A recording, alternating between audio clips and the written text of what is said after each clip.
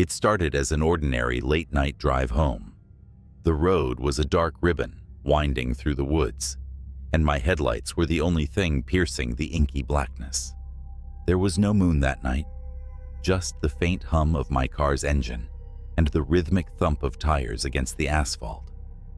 I liked driving at night. It was peaceful. Fewer cars, less noise, and no one to share the road with except your thoughts. But on this night, I'd trade all that quiet for the comforting sight of a taillight up ahead. I noticed it when I passed mile marker 17, a car parked on the shoulder. At first glance, I assumed it was just someone who'd pulled over to rest or deal with a flat tire. But then my headlights lit it up fully, and the strange details snapped into focus. The car's doors were open, wide open, and its hazard lights weren't blinking. The hood wasn't popped either. Just this old sedan, sitting there like it had been abandoned in a hurry. Instinct told me to keep driving, and that's exactly what I did. But something in my rearview mirror made me regret it immediately. There was a figure standing at the edge of the woods, partially hidden by the trees. At first, I couldn't make them out, just a shadow against the darkness. But then they stepped forward, and my stomach dropped. They were impossibly tall, well over 6 feet, and wrapped in something that looked like tattered fabric. A coat, a cloak, I couldn't tell. But what sent ice through my veins was their face, or rather, the lack of one. Where there should have been features, there was nothing but smooth, pale skin, like someone had erased their identity. They didn't move, they didn't wave, they just stood there, watching me as I sped away. But it got worse. 50 yards down the road, my headlights caught another figure, standing right in the middle of the street. This one was crouched low, their head tilted at an unnatural angle, as if they were trying to listen for something.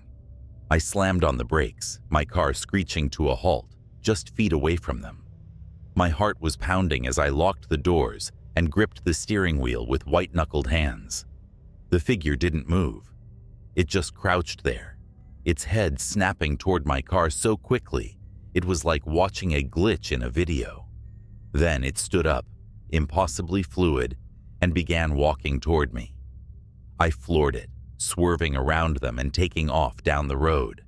My eyes flicked to the rearview mirror, and my breath caught in my throat. The figure wasn't in the road anymore. They were in the back seat. My breath hitched, and my grip on the steering wheel tightened until my knuckles turned white. I didn't dare look over my shoulder. I didn't need to. I could feel it. The air in the car was different now, heavy and ice cold, like I was sitting in a freezer. I pressed the gas pedal harder, the engine roaring as the car surged forward. The woods blurred past on either side, the shadows twisting and writhing in the corner of my vision. "Don't look," I whispered to myself. My voice shook, barely audible over the sound of the tires skidding along the asphalt. But my body betrayed me. My eyes darted to the rearview mirror, and I finally saw it. It wasn't human. Not anymore, at least. Its smooth, featureless face was inches from the back of my headrest, tilted at an unnatural angle, as if it were trying to figure out how I worked. Its hands, long and bony, gripped the seat so tightly that the fabric began to tear. And then it spoke. Except it didn't use words. The sound it made was like static, garbled, broken, a mishmash of high-pitched squeals and deep guttural growls. My ears burned, and I winced, slamming one hand over my ear while keeping the other on the wheel. I could feel its weight shifting in the back seat, leaning closer. My chest tightened, and panic took over. In a split-second decision, I yanked the steering wheel to the right, sending the car careening off the road and into the woods. Branches scraped against the windows like claws, and the tires bounced over rocks and roots, threatening to flip the car. The figure didn't like that. It shrieked, louder this time, the sound piercing and filled with rage.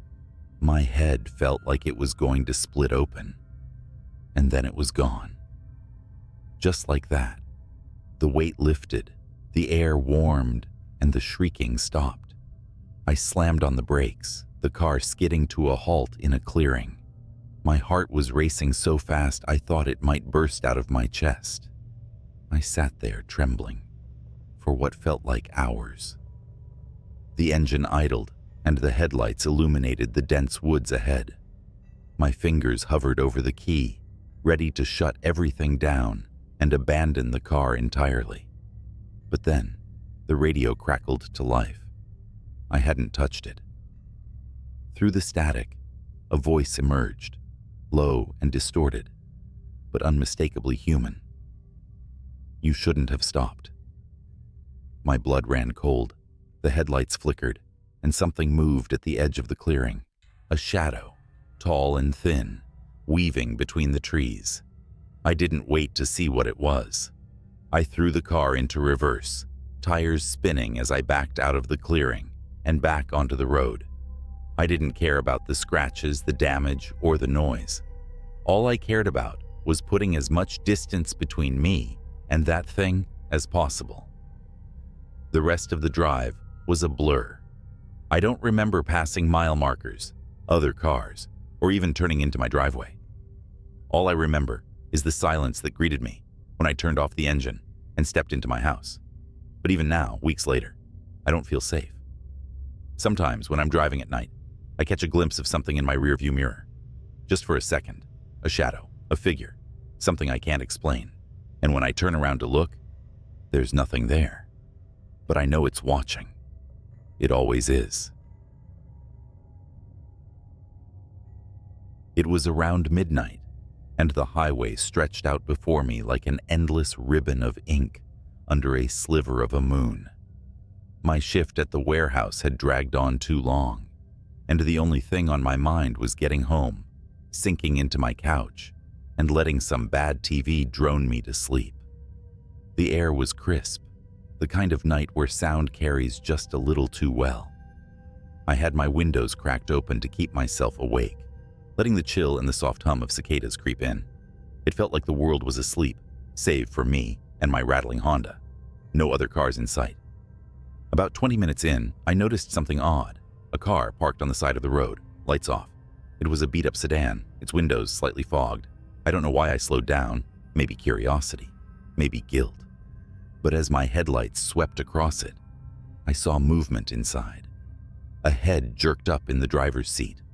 I swear the eyes reflected the light like an animal's caught in a beam. Before I could process it, the figure in the car leaned forward, their face pressing against the glass. Their grin was impossibly wide, teeth gleaming in the dim light. I floored it. My hands were slick with sweat, gripping the steering wheel as if it was the only thing tethering me to reality. My rational brain whispered excuses, probably a homeless guy or someone high.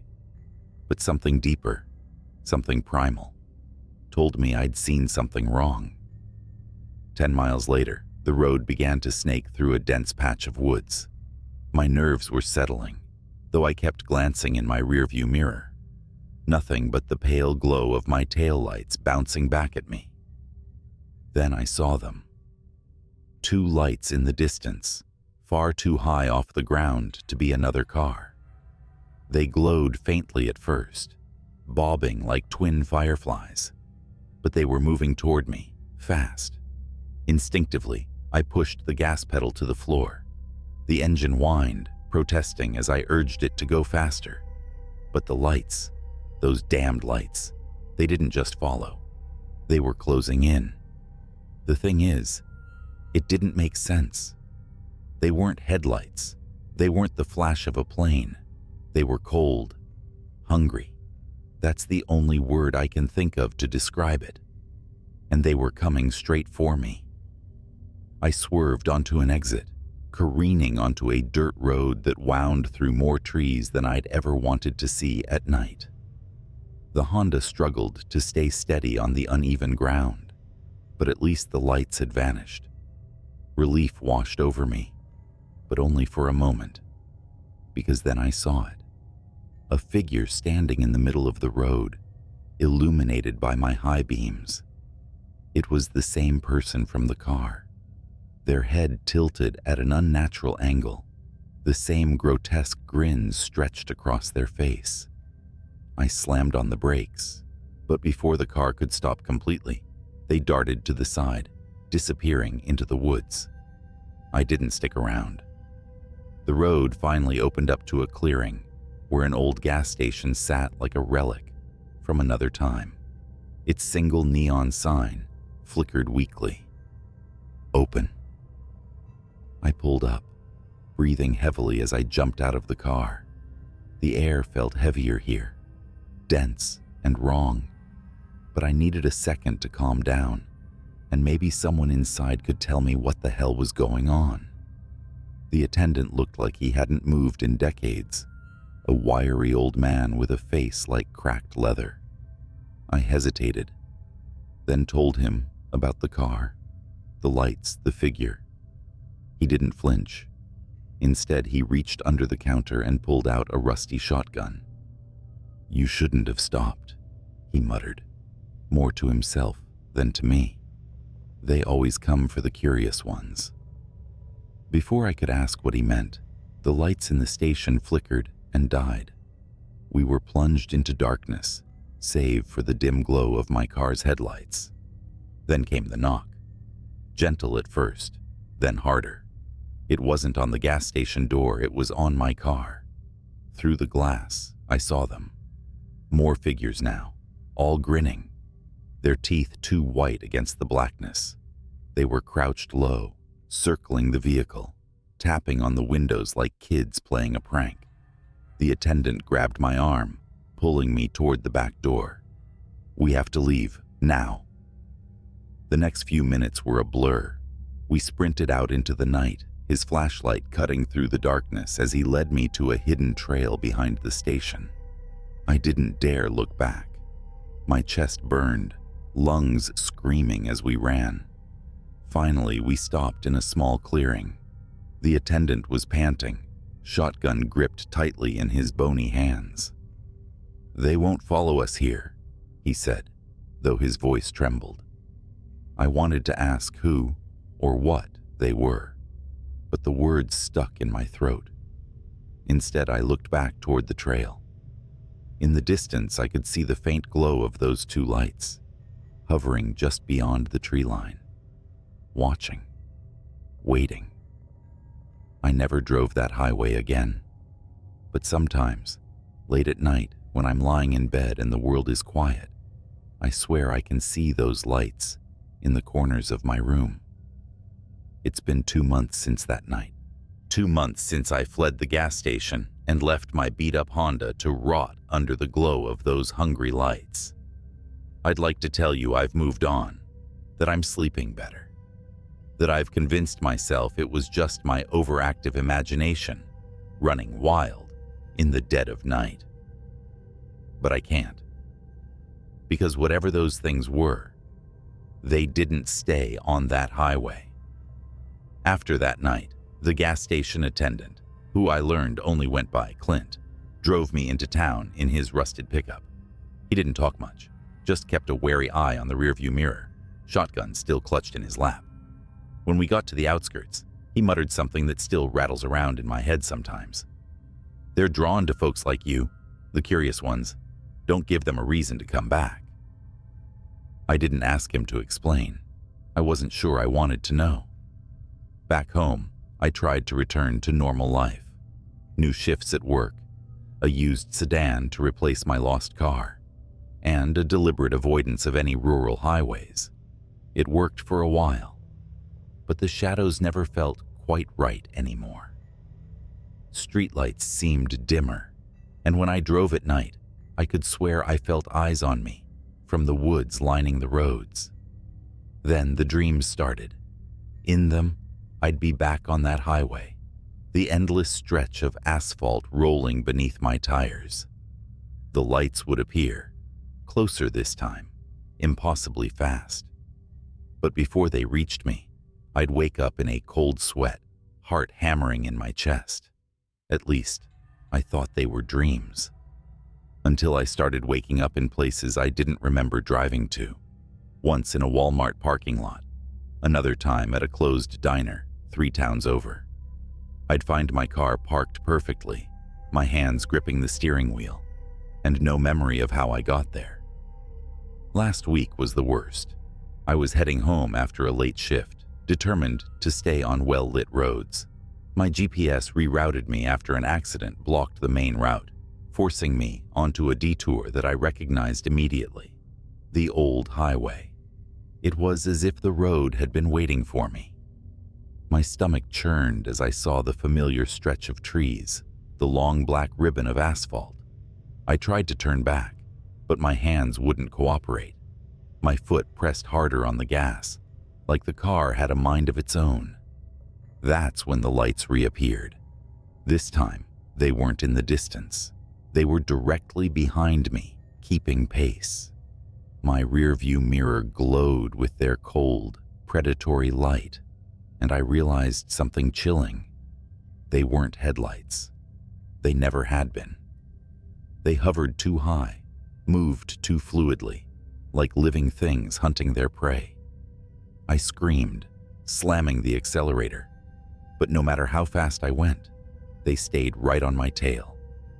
The road twisted and turned, the trees blurring into a wall of darkness around me. Then they began to spread. The 2 lights became 4, then 6, multiplying until they surrounded my car in a perfect circle. The Honda shuddered as if it was about to fall apart. The lights closed in, and the air inside the car grew heavy, suffocating. The world outside the windows dissolved into a swirling black void, the only constant those damned lights. And then it all stopped. Silence. Stillness. I opened my eyes. When had I closed them? To find myself parked in my driveway. The car was off, the keys still in my hand. For a moment, I thought I'd imagined the whole thing. But as I stepped out, I noticed something on the roof of my car. Long, deep scratches, as if something had clawed its way across the metal. Now, I don't drive at night anymore. I've quit my job, stocked up on blackout curtains, and avoid leaving the house after sunset. It doesn't matter. The lights are still out there. They're in the edges of my vision when I glance out the window, in the static of the TV when I stay up too late, in the headlights of cars that linger just a little too long at the intersection outside my house. And every night, I hear it. A faint knock at my front door. 3 taps, always at midnight. I never answer.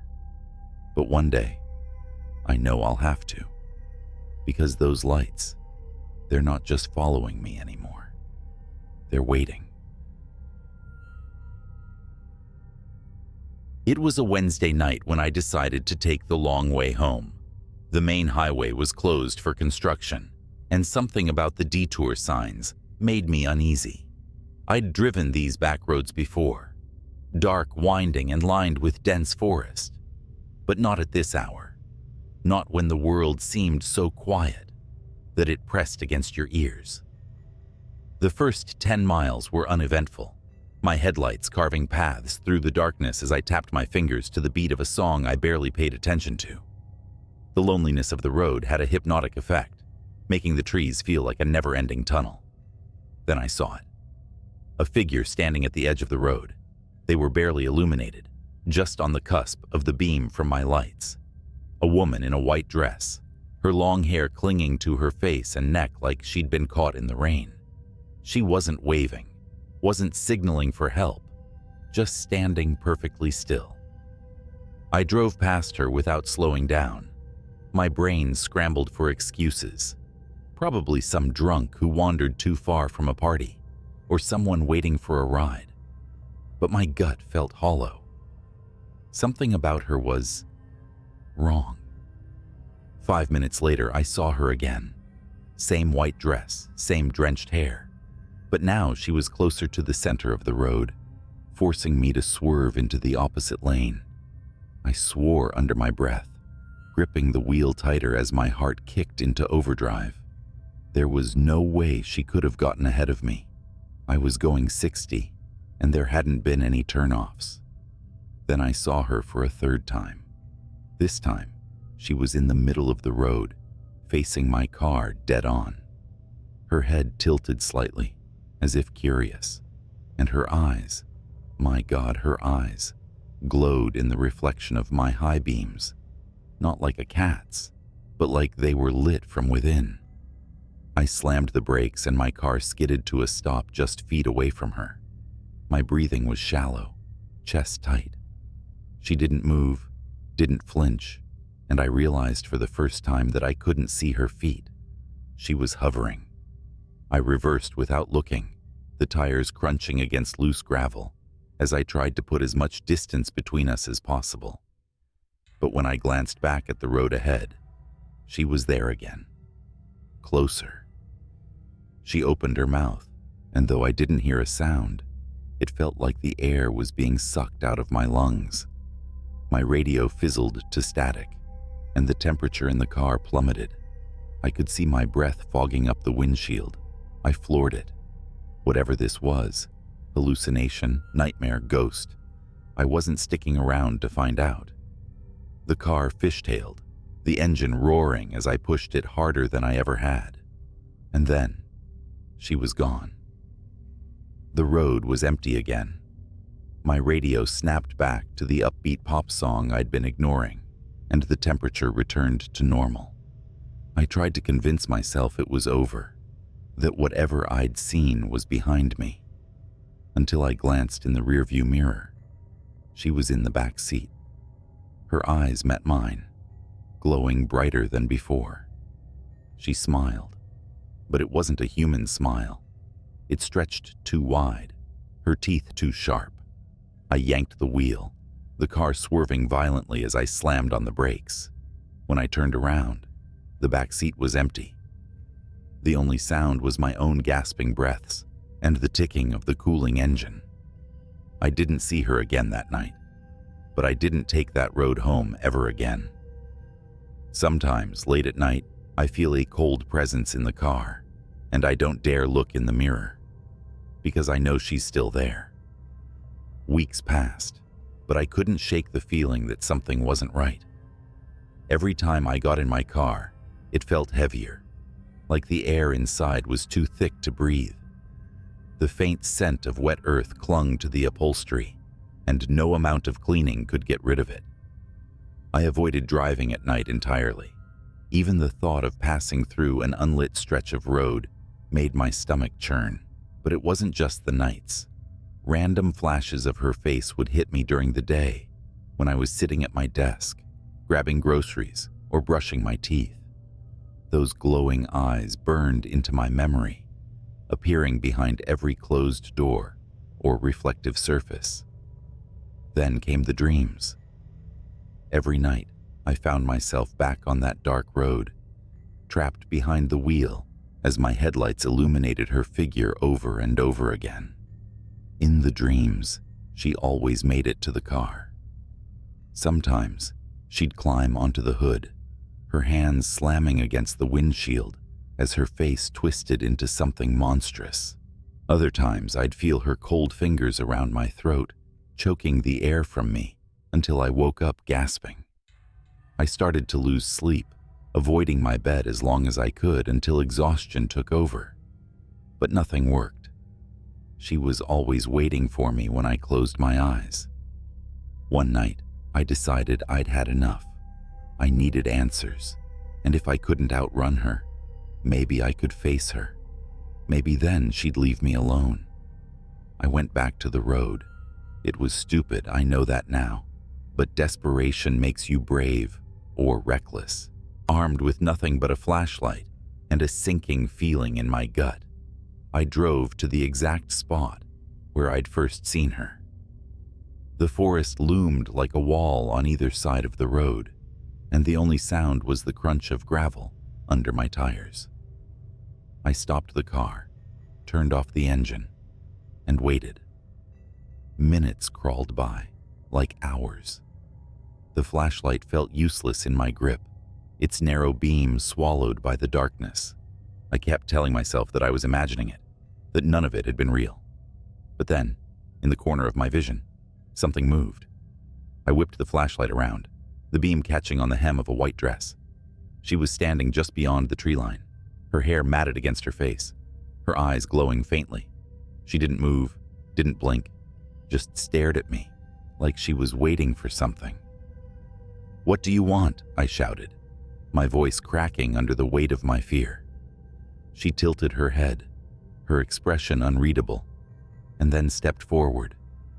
Slowly, deliberately, she crossed the road and stopped a few feet from my car.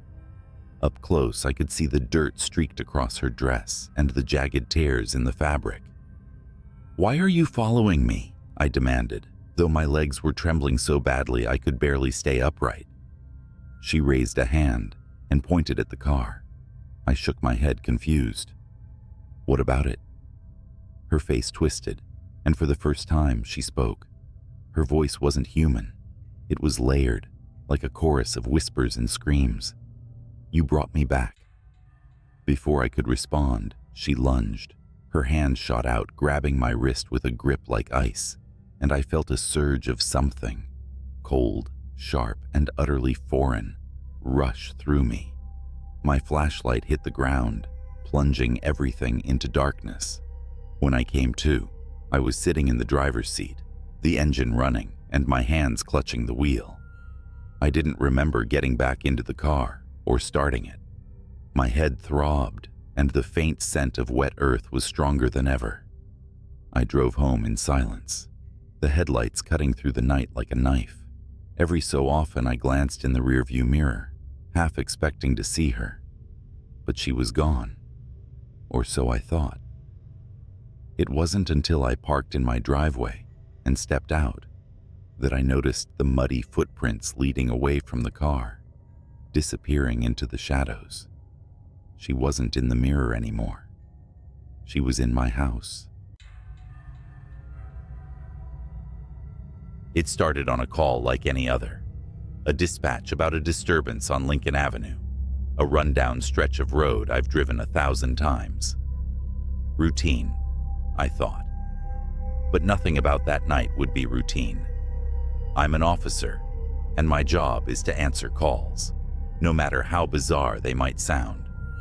The caller reported screams, frantic footsteps, and what they described as shadows chasing shadows. Dispatch didn't think it sounded credible, but they sent me anyway. Pulling onto Lincoln Avenue at 3 a.m., I slowed to a crawl. The street was empty, the kind of silence that presses on your ears until you swear you're hearing whispers. My patrol car's headlights cut through the night, bouncing off the cracked windows of old shops and boarded-up buildings. Then I saw her, a woman sprinting down the middle of the street. She was barefoot, wearing a torn dress, her face twisted in sheer terror. I rolled down my window to call out to her, but before I could, she stopped dead in her tracks, her neck snapping around like she'd heard something I couldn't. She screamed, and that's when I saw it. Something moving behind her. But there was nothing there.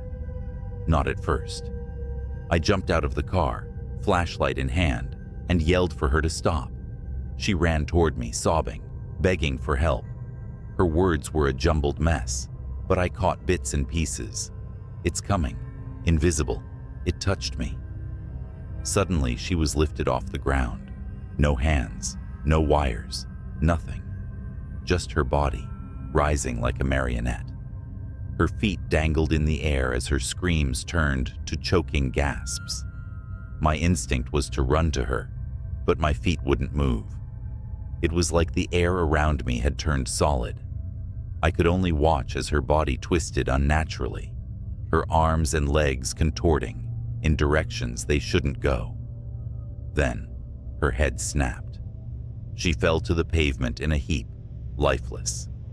The silence returned, thick and heavy. My radio crackled with static, but no voices came through. I approached her cautiously, flashlight shaking in my grip. Her wide, glassy eyes stared up at me, mouth frozen, mid-scream. There were bruises around her neck, bruises that didn't look like they came from human hands. I called for backup, but deep down, I knew no one would believe what I just saw. As I waited, something caught my eye.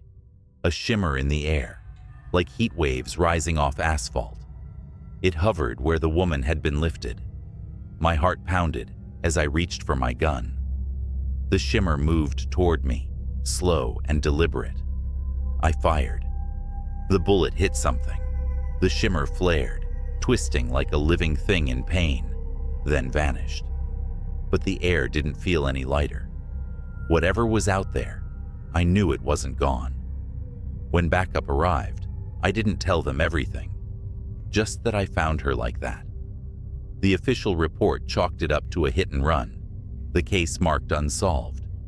But I couldn't let it go. That was the night I learned about the Tartarus Archive. But that's a story for another time. For now, just remember, not everything you see on Lincoln Avenue is real, and some things you don't see are more real than you'd like to believe. Weeks passed, but the image of that woman's body didn't leave me. Every night, I drove down Lincoln Avenue on my patrol, scanning for something, anything, to make sense of what happened. But the street stayed empty, a scar on the city's map. I became obsessed. I started digging through old police files, hoping for patterns. Reports of disappearances on Lincoln Avenue dated back decades. Most were written off as runaways, accidents, or unexplainable events buried under paperwork. But some officers, those who worked late shifts on the avenue, had left chilling notes in the margins of reports. Felt watched, couldn't see anything, but it was there. I tried to share my concerns with my partner, but he brushed it off. "Don't go looking for ghosts," he said. But I couldn't stop. One night, my obsession nearly killed me. I was parked on the avenue, engine off, windows cracked. It was quiet, too quiet. Then, a sound, a faint hum, like static, but coming from nowhere. My skin prickled. I stepped out of the car, flashlight in hand, and looked around. That's when I saw the shimmer again. It was closer this time, less subtle. The air seemed to bend around it, distorting the empty street like a funhouse mirror. My gut screamed at me to get back in the car, but something about it was magnetic. Against all reason, I stepped closer. The shimmer moved. It was fast, darting down the street like a predator circling its prey. My flashlight flickered, then died. My gun felt useless in my holster. And then, I heard the whisper. "You shouldn't be here."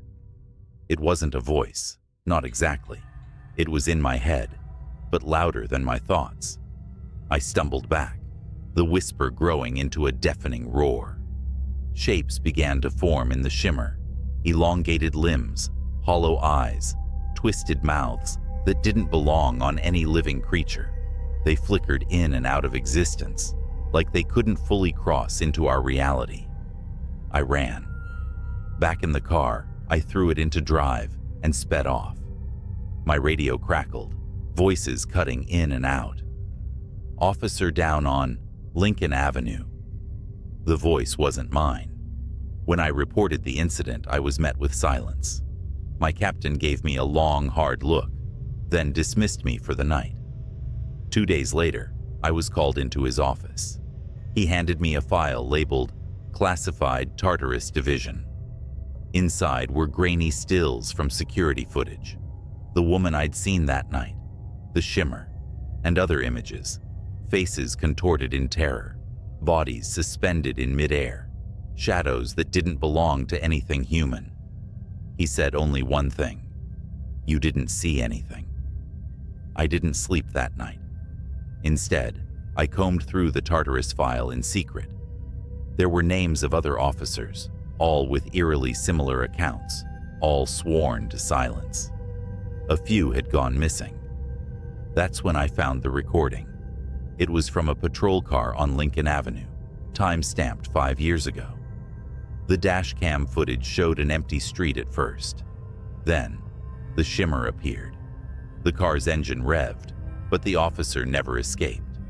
The shimmer enveloped the vehicle, and within seconds, the footage cut to static. The officer was never found. I requested a transfer the next day. Now, years later, I'm hundreds of miles away from Lincoln Avenue, but the whispers still haunt me. Sometimes when it's quiet, I'll hear the hum, faint but unmistakable. I've learned to ignore it. But if you ever find yourself driving down Lincoln Avenue late at night, and the air feels heavy, like it's pressing down on your chest, don't stop. Whatever you do, don't stop. The first time I saw her was through the cracked screen of a police body cam. Dispatch, suspect unarmed but acting erratic. The officer muttered as his footsteps echoed down the shadowed alley, his breath clouded in the frigid night air. Every exhale, a whisper of tension. The camera bobbed with his steps, capturing the shimmer of frost on the brick walls and the distant glow of streetlights. Then she appeared. She was crouched by a dumpster, her back to the officer, swaying ever so slightly like she was listening to music only she could hear. Her hair, long and dark, clung to her like seaweed on a corpse. The officer called out, his voice steady but sharp.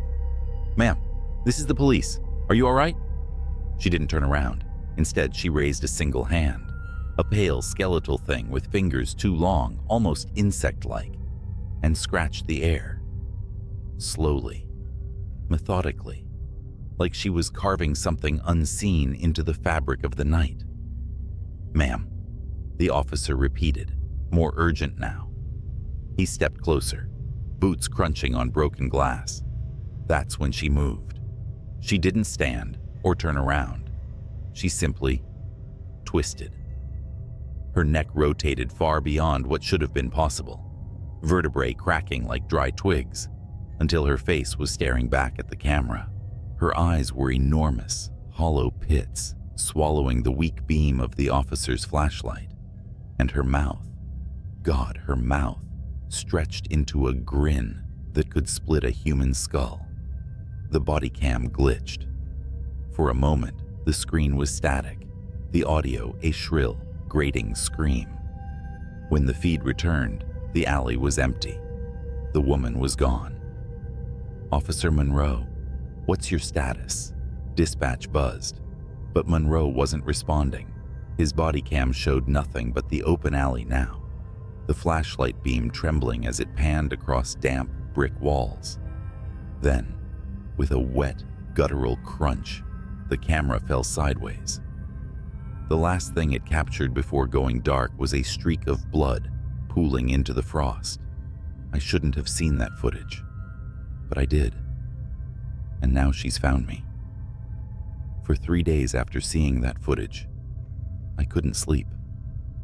Every creak of my apartment, every shadow caught in the corner of my eye felt alive, as if it carried the echo of her grin. Monroe's body was never found. The official report chalked it up to gang violence in the area, but I knew better. That thing, whatever it was, had taken him. I work in law enforcement too, just not on the front lines. My job was to review body cam footage for ongoing investigations, compiling evidence for court cases. After Monroe's footage, I told myself I'd misinterpreted what I saw. Maybe it was a trick of the light, a camera malfunction, or exhaustion playing tricks on my mind. But the night after I filed the footage, I got a message in my inbox. Unreviewed Incident 1127 Code, redacted. It was flagged for immediate review, a case assigned to me, and only me. At first, I thought it was a mistake. No one spoke to me about it. No directives came through, just the video file. I shouldn't have clicked on it, but I did. This wasn't from Monroe's district. The footage came from across the city, 3 nights after his disappearance. It showed 2 officers responding to a break-in at a derelict industrial warehouse. Their body cams revealed the scene: rusted machines coated in dust, walls lined with graffiti, and corridors that seemed to stretch forever into the dark. "Anyone here? Show yourself," one officer barked, his flashlight slicing through the shadows. His partner covered his 6, their footsteps echoing through the cavernous space. And then they heard it. Laughter. It was faint at first, barely audible. A child's giggle. But as they moved deeper, it grew louder, distorted, the pitch warping until it sounded less like laughter and more like the twisted cries of something mocking human joy. "Cut the crap," the second officer shouted. "This is your last warning." The laughter stopped. The silence that followed was heavier than the darkness around them. That's when the flashlight beams caught movement. Something darted between the rusted machines, too fast to track. The officers shouted, raising their weapons, but it was no use. The thing emerged, not running, but crawling, limbs too long, joints bending the wrong way. It skittered toward them with impossible speed, its hollow eyes reflecting the light like mirrors. One officer fired. The gunshots echoed, deafening in the emptiness. The creature stopped, crouched on all fours, and cocked its head. It didn't bleed. It didn't fall. It simply stared, grinning that same skull-splitting grin. Then it lunged. The camera feed erupted into chaos. Flashes of limbs, screams, static. The footage ended abruptly. I shut my laptop, heart pounding. My apartment felt suffocatingly quiet. Too quiet. And then I heard it. A faint scratching noise. At first I thought it was coming from the walls, maybe rats or the old pipes. But as I sat there frozen, I realized it wasn't the walls.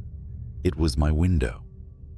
I turned slowly. The blinds were drawn, but I could see the silhouette behind them. Something tall, with fingers too long, was tracing patterns in the glass. Slowly, methodically. I don't know how long I sat there, paralyzed, staring at that shadow. Minutes. Hours. Finally, I mustered the courage to reach for my phone. My fingers trembled as I dialed 911. 911, what's your emergency? There's someone outside my window, I whispered. Can you describe them? The scratching stopped. The blinds fluttered, as if touched by a faint breeze.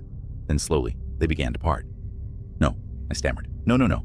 Sir, are you there? Sir? It was her. That face. That impossible grin. Her hollow eyes bore into mine as she pressed her palms flat against the glass, her nails scraping in a slow, deliberate rhythm. She leaned closer, her grin widening, until the corners of her mouth began to tear. I dropped the phone. I don't remember what happened next. One moment I was in my living room.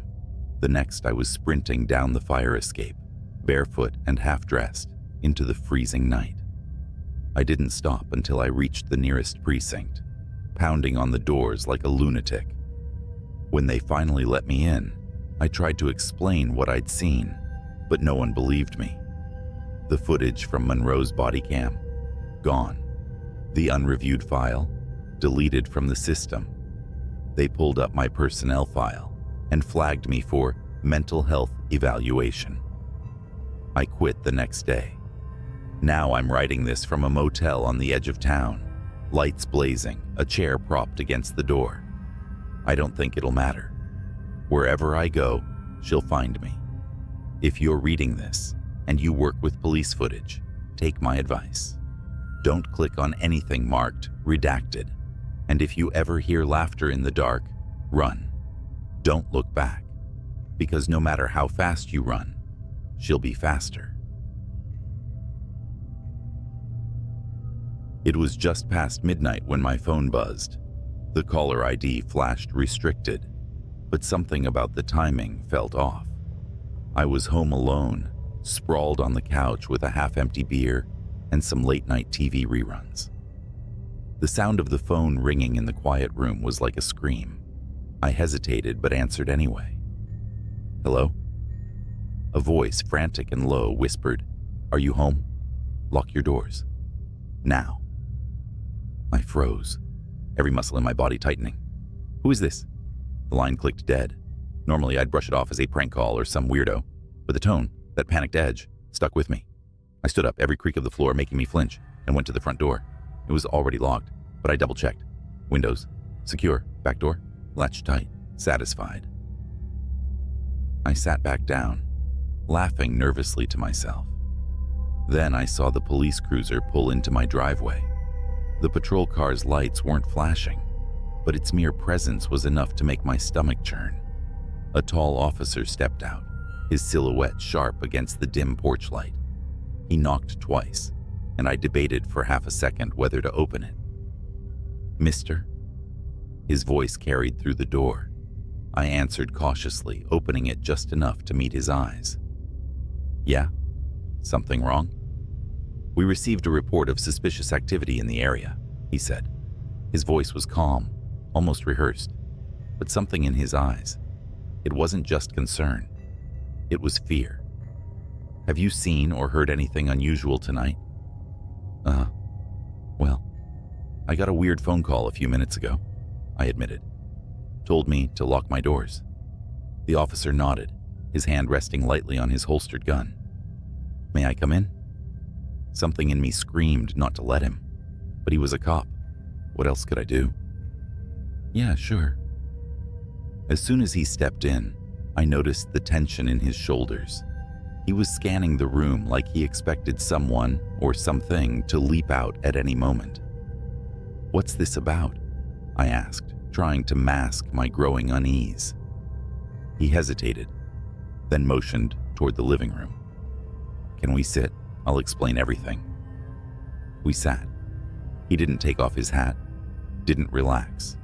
Instead, he leaned forward, resting his elbows on his knees, and lowered his voice. "There's been an incident nearby. I need to ask, have you noticed anything strange in the past week? People following you? Strange vehicles parked outside?" My heart skipped a beat. "No, nothing like that. What kind of incident are we talking about?" He glanced toward the window, then back at me. "A break-in. But it's more complicated than that. The suspect might still be in the area."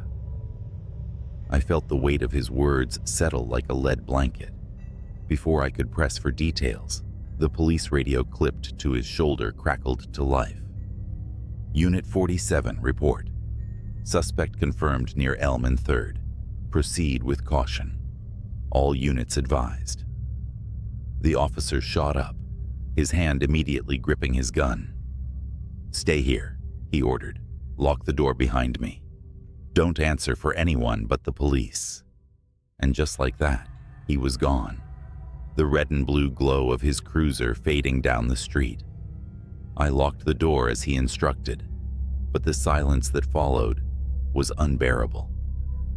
That's when I noticed something. The basement door. It was slightly ajar. I stared at the basement door, my pulse roaring in my ears. I was sure I had closed it earlier. Positive. Every nerve in my body screamed for me to call the officer back, but my phone sat uselessly on the coffee table. I wasn't even sure I could move. Then came the sound. A soft, deliberate creak, like someone shifting their weight on the wooden basement steps. I backed away instinctively, eyes locked on the gap, where the door hung slightly open. The living room suddenly felt suffocating. Every shadow stretched longer, every sound amplified. I grabbed the nearest thing resembling a weapon, a heavy floor lamp, and inched closer to the door. "Hello?" My voice barely broke a whisper. Idiotic. As if I wanted a reply. The silence was deafening. Then came a slow, scraping noise, like metal dragging against the wall. My heart felt like it was trying to escape my chest. "Look," I stammered. "I don't know who's down there, but the cops are already here." They're coming back any second. Nothing. And then, almost imperceptibly, I saw it. A flash of movement low to the ground, at the edge of the basement's shadows. I stepped back, holding the lamp like a bat, and shouted, "I'm armed. Come out now." The basement door slammed shut. Hard. I stumbled backward, my breath coming in shallow gasps. I didn't have time to think. My brain screamed run, but my legs wouldn't cooperate. Then the floor lamp's light flickered and died, plunging the room into a thick, oppressive darkness. And that's when the doorknob started to turn. The logical part of my brain was gone, overtaken by pure primal fear. I bolted for the kitchen, skidding on the tile as I grabbed the biggest knife I could find. The house was silent again. But I knew I wasn't alone. I tried to force my trembling fingers to dial 911, but the phone buzzed with a new notification. A single text message: "Get out." The number was restricted. As if on cue, the basement door creaked open. Heavy, deliberate footsteps echoed on the stairs. I pressed myself against the far wall of the kitchen, knife in hand, when I saw him step into view. It wasn't the cop. The man was tall and wiry, his face obscured by some kind of crude mask, a burlap sack with slits for eyes. He held a crowbar in one hand, tapping it rhythmically against the wall as he stepped into the living room. "You're making this harder than it needs to be," he rasped, his voice low and gravelly. "Come out now, and I'll make it quick." I froze, barely breathing, as he scanned the room. His head tilted, and he sniffed the air like a predator. Then he turned, heading for the hallway that led to the kitchen. I wasn't going to wait for him to find me. As soon as his back was turned, I bolted. I sprinted through the side door into the yard, knife still clutched in my hand. The cold air hit me like a slap, but I didn't stop. I ran toward the street, praying the officer's cruiser would still be close. Instead, I saw two figures standing in the shadows near the curb. "Help!" I screamed, desperate, running toward them. They stepped into the light. It was the officer. But standing next to him was another man, wearing a matching police uniform. Same height, same build, same badge. My brain struggled to process it, and before I could stop myself, I blurted, "What?" The officer I'd let into my house earlier raised his gun. "On the ground, now." I didn't move. Couldn't.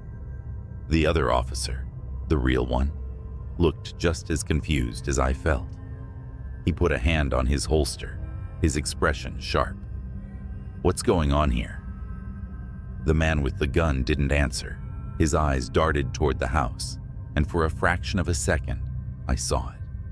The tiniest shift in his demeanor. Panic. He wasn't a cop. "Drop the gun," the second officer barked, stepping forward. And then, chaos. The fake cop turned and bolted, disappearing into the dark. The real officer chased him, shouting into his radio for backup. I stood there trembling, clutching my knife, trying to make sense of what had just happened. Behind me, from the open basement door, came a low, guttural laugh. I didn't wait. I ran. The real police arrived minutes later. They searched the house, the basement, the yard, but whoever or whatever had been there was gone. No fingerprints, no sign of forced entry. Nothing. The officer who'd chased the imposter returned, his face pale. He told me the man had vanished into the woods, leaving behind a discarded mask and the empty shell of a police cruiser. "That guy in your house?" the officer said, his voice grave. "He's been posing as law enforcement for months, breaking in, stalking people. You're lucky to be alive." Lucky. That word stuck with me. I moved out of that house the next day, left the city altogether. But every night I still wake up in a cold sweat, hearing the creak of the basement stairs, and sometimes When my phone buzzes in the dark, I still see those words. Get out. I didn't believe the warnings at first. I mean, who listens to whispers about a desolate highway anyway? But this wasn't just any road. It was Ridgeway Stretch, a winding path through the middle of nowhere. My night shift had just ended, and my brain was buzzing too much for a straight route home. Something about the idea of open roads under a pitch-black sky seemed soothing.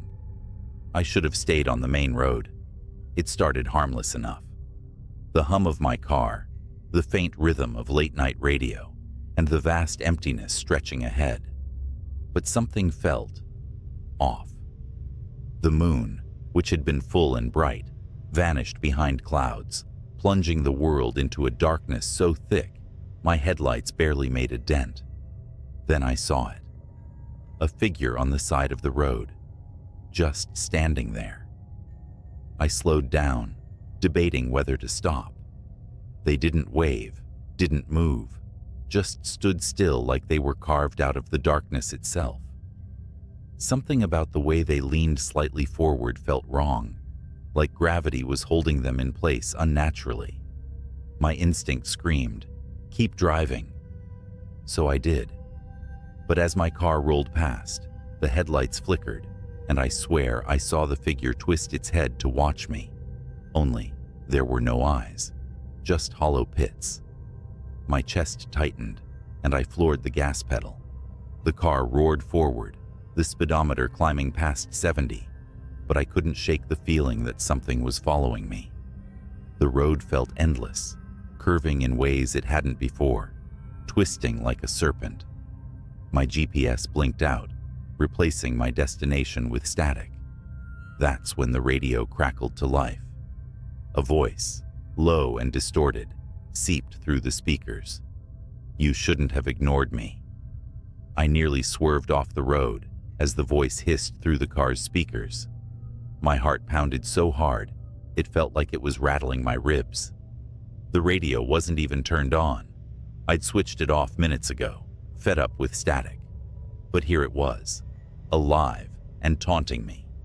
I tried to laugh it off, convincing myself it was just my mind playing tricks. Long shift, dark road, adrenaline. Classic ingredients for a good scare. That's all it was. At least, that's what I told myself until my headlights caught movement up ahead. Something darted across the road, low and fast, like an animal. I slammed the brakes hard, skidding to a stop. The silence afterward was deafening. My car idled in the middle of the stretch, headlights illuminating nothing but empty asphalt and the distant shimmer of mist. Then came the sound, a soft, rhythmic tapping. It wasn't coming from outside, it was coming from above. I froze, staring at the roof of the car. The tapping grew louder, sharper, like nails scratching at metal. My breath hitched as I glanced at the rearview mirror. The interior was pitch black, but for a moment, I thought I saw movement behind me, a subtle shift of a shadow that shouldn't have been there. Gripping the wheel tighter, I slammed the car into gear and sped off. The tapping stopped instantly, but the relief didn't last. My phone buzzed on the passenger seat. It was a text from a number I didn't recognize. Look in the mirror. I didn't want to. God help me, I didn't want to. But my eyes betrayed me, flickering up to the rear view. The shadow was back, but now it had form. A figure hunched low, its head almost brushing the roof. I couldn't make out its face, but I could feel it staring at me, the weight of its presence pressing down on my chest. "No," I whispered, shaking my head, as if denying it could make it disappear. My foot pressed harder on the gas. The engine whined, the car shuddering as it hit 90, then 100. The road narrowed, trees closing in like a tunnel, their branches clawing at the sides of my car. The figure didn't move. It just sat there, its presence growing heavier with each passing second. Then, In a voice that sounded like rusted metal scraping glass, it whispered, "You can't outrun it." I screamed, swerving wildly. The car clipped something, a signpost or maybe a guardrail, and spun out. Time slowed as the world flipped. Metal groaned, glass shattered, and for a horrifying moment, I thought I was going to die. But I didn't. When the car finally stopped rolling, I was upside down, hanging by the seatbelt. Blood dripped from a gash on my forehead, my breaths shallow and rapid. The silence was suffocating. I fumbled with the buckle, crashing down onto the cracked windshield. Every muscle in my body screamed as I crawled out of the wreckage. The night was eerily calm. My car lay in a mangled heap, steam hissing from the engine. The road was gone. I wasn't on Ridgway Stretch anymore. I wasn't anywhere. Around me was an endless expanse of fog, shifting like it was alive. Then I heard it, the crunch of footsteps on gravel. Slow, deliberate, growing closer. I turned, my legs trembling, and saw the figure emerge from the mist. It was tall and impossibly thin, its limbs too long, its head cocked at an unnatural angle. "What do you want?" I screamed, backing away. It didn't answer. Instead, it reached out with a hand that wasn't a hand.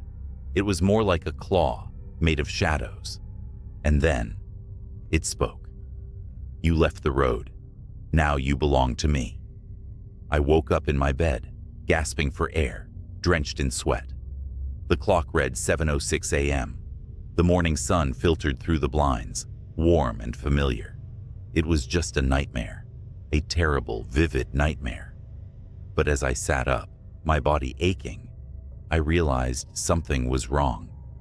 The clothes I was wearing were the same ones from the night before, torn and stained with blood. My car keys were still in my pocket, sticky with grime, and etched into the palm of my hand, as if burned there, were 3 words: "Don't come back." I haven't driven at night since, and if you're ever tempted to take Ridgway Stretch for a shortcut, let me save you the trouble. Whatever's out there, it doesn't like visitors. The highway was empty, except for my old sedan cutting through the cold, humid night. The yellow lines on the asphalt blurred as I sped up, my fingers tightening on the steering wheel. Every so often, my headlights would catch the silhouette of a road sign or an old skeletal tree, their shadows stretching and shrinking across the cracked pavement. I shouldn't have taken that detour. It started as a routine trip home. Work had bled into the late hours, and I'd left the office with nothing on my mind but getting back to bed. The regular route was closed, some roadwork or an accident. I didn't pay attention. My GPS offered an alternative, a back road that wound through what looked like endless farmland and forest. At first, the dark quiet was soothing, almost peaceful. But then I noticed something unsettling, a shape in the rearview mirror, a light, faint at first, blinking intermittently far behind me. I slowed down, expecting it to vanish like a trick of the eye, but it didn't. It grew stronger, steadier, a single glaring white orb bouncing over the road, speeding closer. At the next intersection, I turned off without hesitation, tires screeching against the asphalt. The road narrowed, trees crowding in on either side, and the light disappeared. I let out a shaky breath. Probably just another driver, I told myself. A farmer or a trucker, out late. That's when the radio crackled. It was off. I was sure of it. Off and silent, like it had been all night.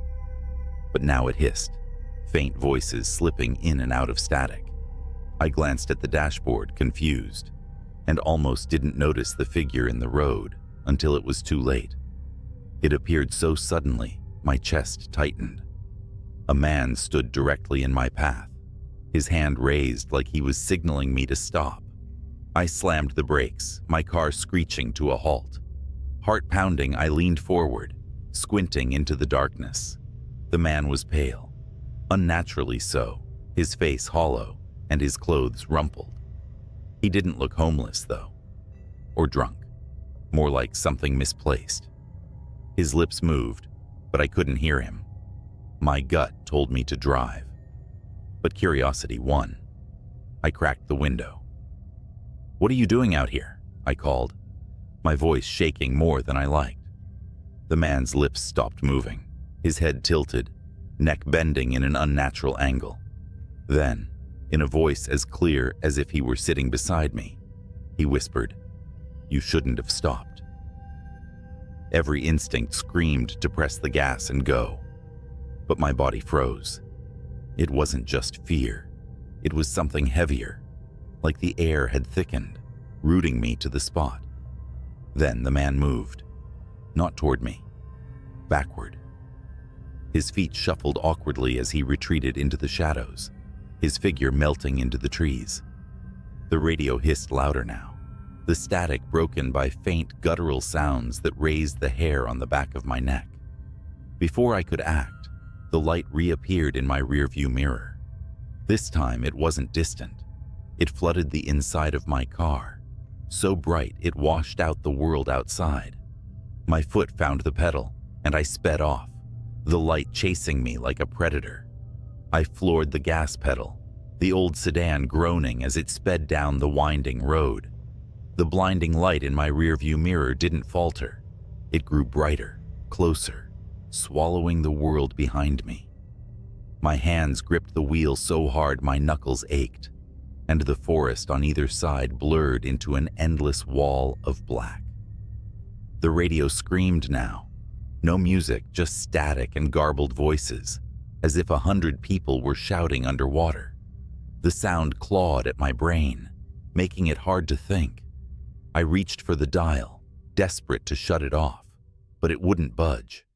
A figure appeared ahead, standing in the middle of the road again. It wasn't the man from before. It was taller, thinner, its limbs unnaturally long. Its head lolled to the side as if it couldn't hold it up. And its eyes, God, its eyes glowed the same blinding white as the light behind me. I yanked the wheel to the left, narrowly avoiding it, and felt the car's tires hit gravel. My heart stopped as the vehicle skidded, the steering wheel jerking out of my hands. I was certain I'd crash into a tree, but the car swerved back onto the road as if pulled by an invisible force. That was when I heard the laughter. It wasn't from the radio or the road. It came from inside the car. I didn't dare look around. My eyes stayed fixed on the road ahead, where the forest began to thin, revealing a stretch of open field. The laughter grew louder, more distorted, echoing in my ears. I couldn't tell if it was mocking or joyous, but it chilled me to my core. "Keep driving," a voice whispered from the passenger seat. I couldn't stop myself. I glanced over. The passenger seat was empty, but for a brief moment, the shadows seemed to shift, forming a faint outline of a figure hunched over, watching me. Its face was obscured, but its presence pressed on me like a physical weight. The light in the rearview mirror was gone now, but I didn't dare slow down. My car roared across the field, the tires thumping over uneven ground. The open space should have felt like relief, but the darkness here was heavier, more oppressive. It swallowed the stars and the moon, leaving only my dim headlights cutting through the void. Then my engine sputtered. No, I muttered, slamming my foot on the pedal. The car jerked forward but lost speed, its protests growing louder with each passing second. Finally, it rolled to a stop, the engine clicking as it died. The headlights flickered, then went out, leaving me in absolute darkness. For a long moment, there was silence, and then I heard it. Footsteps. Slow, deliberate, crunching over the dirt behind me. My breath hitched, my entire body trembling. I fumbled for my phone, desperate to turn on its flashlight, but it slipped from my hands and fell somewhere under the seat. The footsteps stopped. A faint glow appeared in the distance, the same orb of light I'd seen earlier. It hovered, pulsating like a heartbeat and slowly began to move toward me. I scrambled out of the car, my legs weak, my body screaming to run, but unable to obey. The orb floated closer, illuminating the field in its eerie, shifting glow. And then I saw them. Figures stood all around me, their outlines faint and flickering, like static on an old TV. They were just outside the orb's reach, encircling me. Their faces were blank, no features, no eyes, just smooth, pale surfaces that tilted toward me as if watching. The orb stopped a few feet away, hovering in the air. I stared at it, mesmerized, as it began to change. Its light dimmed, revealing a swirling, gas-like surface that twisted and turned. The figures stepped closer, their movements jerky, unnatural. I forced myself to move, stumbling backward. My hand brushed against something cold and metal. The car's door. Without thinking, I climbed back inside and locked the doors, as if that could protect me. The orb didn't follow. Instead, it began to stretch and shift, forming a long, thin shape that resembled an arm. The limb extended toward the car, its fingers tapping gently on the windshield. Tap, tap, tap. The radio crackled to life again, this time with a single clear voice. Run. The orb exploded in a blinding flash of light, and I screamed, shielding my eyes. When I dared to look again, the figures were gone. The field was empty, silent, except for the faint hum of my engine sputtering back to life. I didn't question it. I slammed the car into gear and sped off, not caring where the road led, as long as it was away. The orb's glow lingered in my rearview mirror for miles, like a distant star, before finally fading into the night. I made it home just before dawn, my hands still trembling as I shut the door behind me. Sleep didn't come that morning, or the next night. I still see the orb sometimes, in the corner of my vision, when I'm driving alone, and I never ever take the back roads anymore. It's a quiet November night, and you're driving along a winding country road, the kind that feels endless, flanked by skeletal trees, clawing at the dark sky. The kind of night where even the stars seem to shy away, leaving you under a dome of oppressive blackness. Your high beams carve a narrow path ahead, illuminating only the cold asphalt and the occasional reflector post. You weren't supposed to take this road, but the GPS rerouted you due to an accident on the interstate, and now you're here, on this godforsaken road, miles from anywhere. And then you see it, a figure. It's standing at the edge of the road, barely illuminated by your headlights. Instinctively, your foot eases off the accelerator. They're not waving you down, not signaling for help. They're just standing there, facing the road, facing you. Your brain tries to rationalize it. Maybe it's a stranded motorist, a jogger. But why here? Why now? The figure doesn't move. It's when you draw closer that the dread sets in. They're dressed in a coat far too light for the weather, their head hanging at an angle that makes your neck hurt just looking at it. You squint, heart hammering. Their face is obscured, shadowed, or maybe featureless. Your gut screams at you to keep driving. Just keep going. Don't stop. But something, some damnable magnetic pull, makes you slow down. You stop the car about 20 feet away. The figure doesn't react.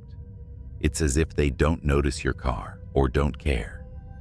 You flick on your brights, flooding the road with light, and they're gone. No, not gone. Moved.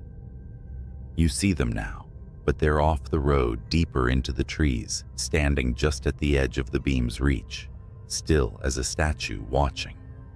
You don't know why, but you roll down the window just a crack. Maybe it's curiosity. Maybe it's that human instinct to do the worst possible thing in a dangerous situation. Your voice feels small, in the yawning silence. "Hey, you need help?" No response. The figure doesn't move, but the trees behind them sway slightly in the wind, or at least you think it's the wind. It's hard to tell because you hear nothing. No rustle of leaves, no distant hum of crickets, just the engine's low growl and your own breathing, sharp and uneven. You start to second-guess yourself. Maybe you imagined them moving off the road. Maybe your tired brain is playing tricks. But then your headlights flicker. Not off, not entirely, but enough to make your stomach drop. The beams dim for a split second, and when they come back, the figure is closer. Much closer. They're at the edge of the ditch now, their face, or the void where their face should be, angled directly at you. Your chest tightens as you realize you can't make out any features. No eyes, no mouth. Just a smooth expanse of pale skin. And then you notice something else. Their hands. Long. Wrong.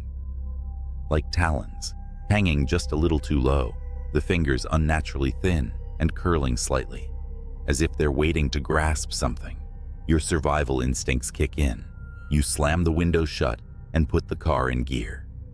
You're not staying here. Not tonight. Not for anyone or anything. The tires screech as you take off, but as the car lurches forward, you feel a weight, a pressure, like someone's holding the back of the car, the rear view mirror. You know you shouldn't look, but your eyes dart to it anyway, and they're there, perched on the trunk, their hands splayed out against the glass, fingers stretching impossibly long. They're still featureless, but you swear you can feel them looking at you. Through you. You scream and stomp the gas. The car roars, the tires find grip, and for a second, you think you're free.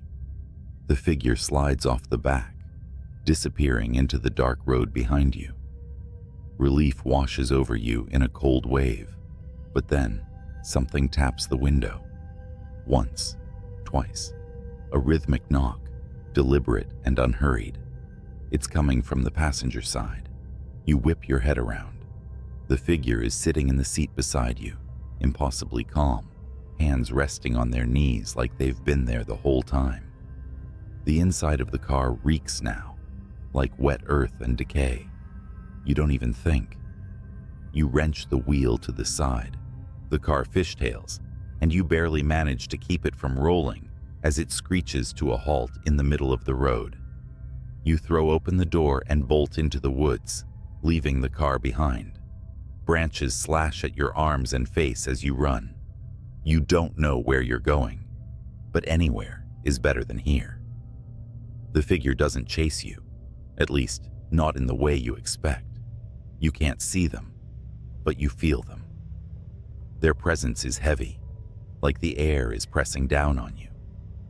Every shadow seems alive, every sound amplified. Finally, you burst into a clearing and collapse to your knees. The moonlight bathes the open space, giving you the first sense of security you've felt all night. You take a moment to catch your breath, the cold seeping into your skin as you sit there trembling, and then you hear it. The knock. Once, twice. You whip around, and there, at the edge of the clearing, the figure stands. Only now, they're not alone. Dozens of them emerge from the trees, identical and featureless, their long fingers curling and uncurling as they close in. They form a perfect circle around you, their movements synchronized, their heads tilting in unison. Your scream catches in your throat as they close the gap, their smooth faces mere inches from yours. And then, blackness. When you wake up, you're in your car. It's parked neatly at the gas station you stopped at before this nightmare began. The sun is rising, the orange glow spilling over the horizon. The engine is off, your keys in your lap. Everything looks normal, except for the muddy handprint smeared across your windshield. It started with a buzzing fluorescent light overhead. one of those that flicker in just the wrong rhythm to dig under your skin.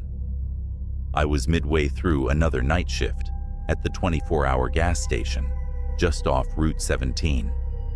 You know the kind, reeking of old coffee, shelves lined with stale chips, and the perpetual hum of the ice cream freezer.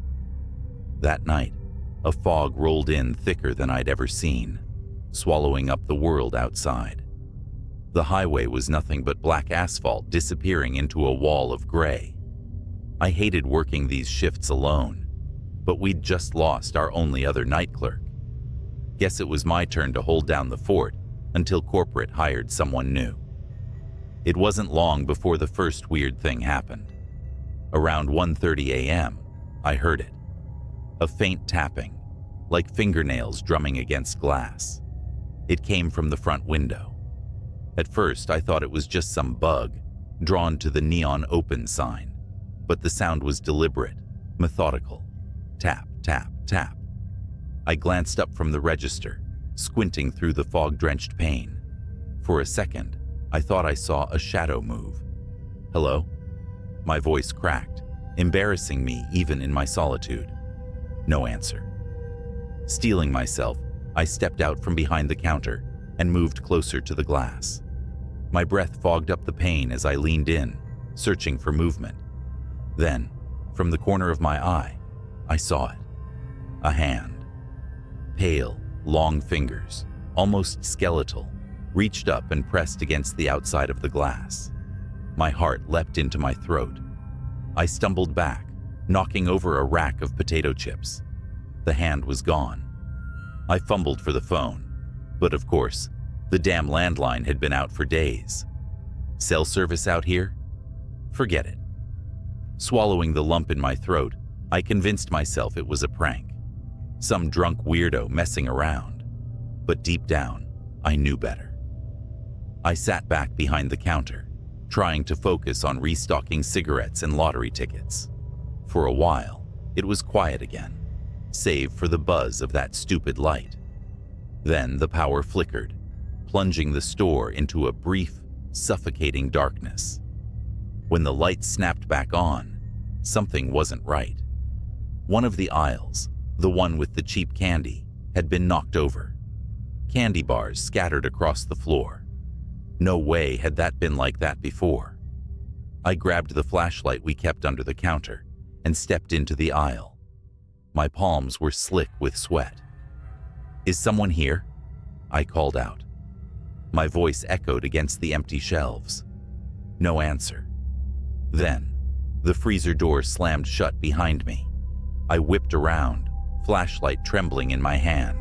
The freezer doors gleamed under the flickering light, their surfaces coated with condensation. Slowly, I moved toward them, each step feeling heavier than the last. The air seemed colder than it should have been, like the chill from the freezers had leaked into the entire store. My breath puffed out in short, nervous clouds. And then I saw it. One of the glass doors had fogged over, and written in the condensation, in long, jagged letters, were the words, "Look behind you." I froze. Every hair on my body stood on end. My throat felt tight, like something invisible was wrapping around it. I didn't want to turn. Every cell in my body screamed, "Don't turn around." But I did. The flashlight beam swept over the empty aisles, shaking as I scanned for anything out of place. There was nothing, just shelves of junk food and energy drinks. The fogged-up window near the entrance. The door I swore I had locked earlier, now standing slightly ajar. A tendril of fog curling in like a lazy, creeping snake. And then, movement. At the edge of the beam, something darted between the shelves, not walking, crawling. I backed up toward the counter, flashlight shaking. "Who's there?" I shouted, my voice cracking. It appeared then, just for a second, peeking out from the corner of the pet food aisle. A face. But it wasn't a face. No eyes, no mouth, just smooth, pale skin stretched unnaturally tight over bone. The thing leaned out farther, its head cocking to one side like it was studying me. Then it scuttled out of sight, faster than anything human should move. I didn't think, I just ran. I sprinted toward the front door, slamming into the glass, fumbling with the lock. My fingers felt clumsy, the cold making them numb. Behind me, I heard it again, the tapping. But this time, it was everywhere. From the freezer doors, the windows, even the ceiling. Tap, tap, tap. The door finally gave way, and I stumbled out into the fog. The cold air hit me like a slap, but I didn't stop running. The gas pumps were barely visible through the haze, their lights dim and flickering. That's when I heard the voice. "Where are you going?" It came from all directions, deep and rasping, like someone trying to talk through a throat full of gravel. I turned, flashlight beams slicing through the fog, and saw them. Dozens of them. Figures, crawling on all fours, their faceless heads tilted unnaturally. Their pale bodies seemed to shimmer, half solid, like they were caught between this world and another. They were closing in, surrounding me. I did the only thing I could think of. I ran for my car. The keys were in my pocket, but my hands were shaking so badly, it felt like it took an eternity to pull them out. The flashlight slipped from my grip and rolled away, its beam casting eerie shadows as it spun. I finally got the door open and threw myself inside, slamming it shut. The fog pressed against the windows, thick and oppressive, and the creatures were there, circling the car. Their hands scraped against the glass, leaving smears of condensation behind. I turned the key in the ignition, my heart pounding so hard it felt like it might burst. The engine sputtered once, twice, before roaring to life. The creatures froze, their heads snapping toward me in unison. For a moment, everything was silent. Then they screamed.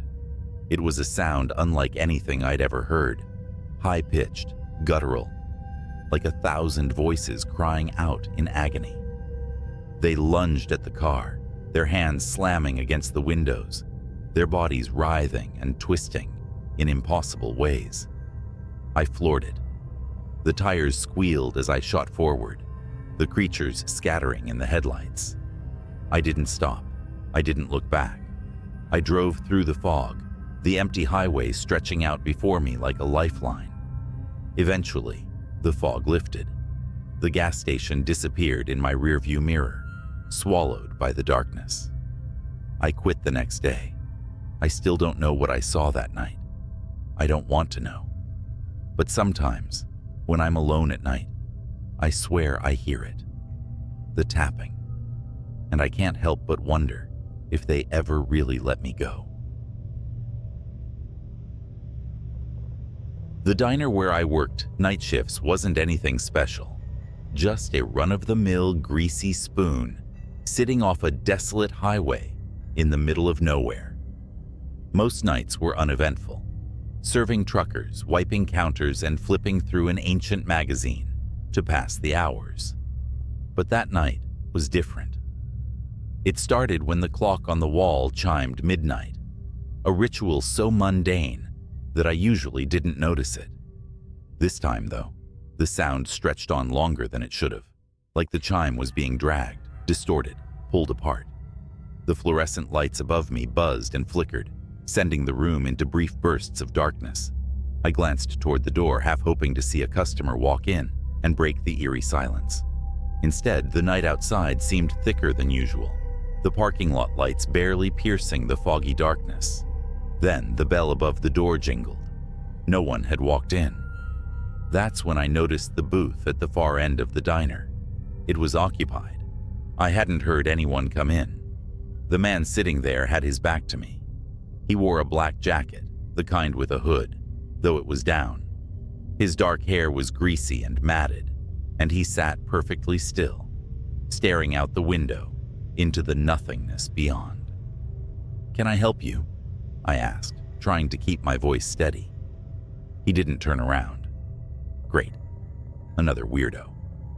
I grabbed the coffee pot and walked over, the sound of my sneakers sticking to the linoleum, filling the oppressive silence. "Coffee?" He turned his head slightly, just enough for me to catch a glimpse of his face. His skin was pale, almost sickly, and his eyes were glassy, unblinking. "Do you ever wonder," he said, his voice low and gravelly, "what's watching when you're alone?" I froze, coffee pot trembling in my hand. What?" His lips curled into a grin, not a friendly one. Before I could respond, the lights in the diner flickered again. The man's grin widened, and when the lights steadied, the booth was empty. My stomach dropped. The coffee pot slipped from my fingers, shattering on the floor. And then, I heard it. A faint tapping, rhythmic and deliberate, coming from the kitchen. I stood frozen, staring at the shards of glass and the growing puddle of coffee at my feet. The tapping continued, echoing from the kitchen in the back. Each sound felt deliberate, as if whatever was making it wanted me to know it was there. My mind raced through rational explanations. Maybe it was a raccoon that got in through the back door. Maybe it was just the pipes. Maybe I was imagining things. But none of those thoughts made my legs stop trembling. "Hello?" I called out, my voice barely above a whisper. No response. The diner was dead silent now, save for the faint hum of the refrigerator and that god-awful tapping. I knew I had to check. As much as I wanted to grab my keys and bolt for my car, my feet betrayed me. I stepped cautiously toward the kitchen, every squeak of my sneakers against the linoleum, sounding like a gunshot in the stillness. The door to the kitchen was ajar, swinging slightly as if it had just been pushed open. The fluorescent light above it flickered erratically. "Anyone there?" I asked, louder this time. The tapping stopped. My breath hitched, and I clenched my fists to keep them from shaking. I stepped through the door and scanned the room. Everything was where it should be. The counters, the griddle, the industrial sink, nothing out of place. Until I saw the freezer door. It was cracked open. I knew I'd closed it. I was sure of it. The freezer was old, and it didn't stay cool unless it was properly latched. I edged closer, feeling the cold air snake out and brush against my skin. The tapping resumed, louder now, and it was definitely coming from inside the freezer. I reached out, my hand trembling as I grabbed the handle. Slowly, I pulled it open. The smell hit me first, metallic, rancid, and suffocating. Inside, the shelves were empty, save for a single object on the middle rack. It was a jar. The glass was smeared with something dark and viscous, and inside, a mass of something pulsed faintly, as though alive. My stomach churned, but before I could back away, I heard a voice. "I told you," it whispered, low and guttural. I spun around, and there he was, the man from the booth, now standing in the doorway of the kitchen. His head tilted unnaturally to the side, and his grin was stretched wider than before, exposing teeth that were jagged and wrong. "You ever wonder what's watching?" he hissed, his voice distorted, like static on an old TV. I stumbled back, my foot slipping on the slick freezer floor. The jar fell from the shelf, shattering on the ground. The thing inside spilled out, a writhing, fleshy mass that began to grow. It unfurled long, spindly limbs that slapped against the walls, its surface glistening with a black, tar-like substance. I scrambled to my feet, heart pounding, as the creature turned toward me, its eyeless face twisted and shifted, its mouth opening impossibly wide to reveal rows of jagged teeth. "Run," the man said, his voice almost gleeful. I didn't need to be told twice.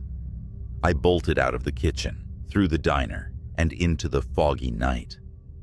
My car was the only thing I could think of, my sanctuary from whatever nightmare was unfolding behind me. As I reached the parking lot, I glanced back at the diner. The windows were dark, but I could see movement inside, shadows slithering across the walls, something too large to fit in that tiny kitchen. I jumped into my car, fumbled with the keys, and finally got the engine roaring. Tires screeching, I tore out of the lot, leaving the diner and its horrors behind. But as I sped down the empty highway, I caught a glimpse in my rearview mirror. The man was standing in the middle of the road, his grin still stretched wide, his hand raised in a slow, mocking wave. I didn't stop driving until the sun came up, and even then, I couldn't shake the feeling that I wasn't alone. I quit the diner the next day, but some nights, when the world is too quiet, I swear I can still hear the tapping. It started like any other night shift. The fluorescent lights in the back room of the gas station flickered with their usual irritating hum. I'd taken this job for the quiet. Somewhere I could collect my thoughts while dealing with the odd customer or two, mostly truckers and night owls. I'd been working there for 6 months without incident. That night, though, was different.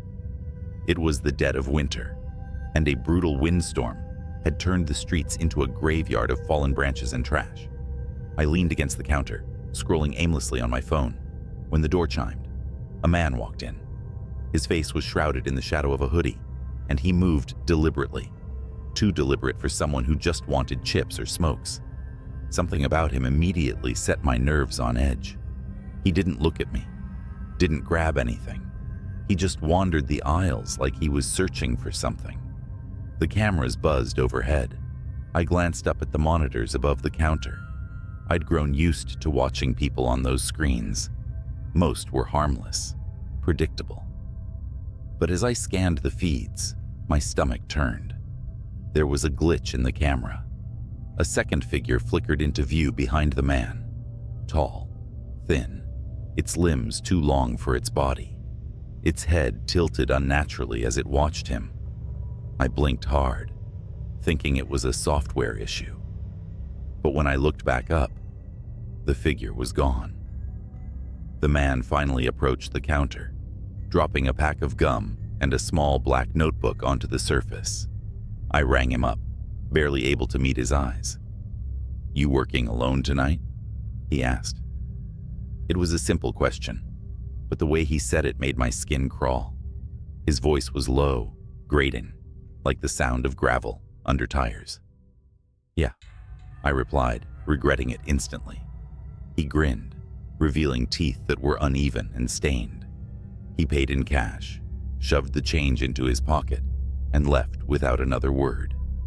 But as the door swung shut, I noticed something he'd left behind.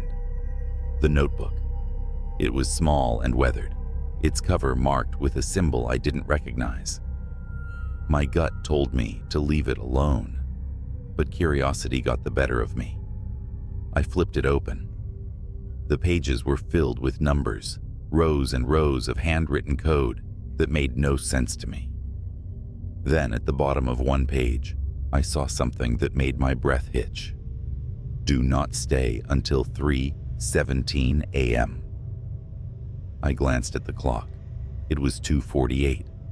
For the next 29 minutes, I tried to shake it off as some kind of prank. But as the hour approached, strange things began to happen. The lights flickered, longer than usual.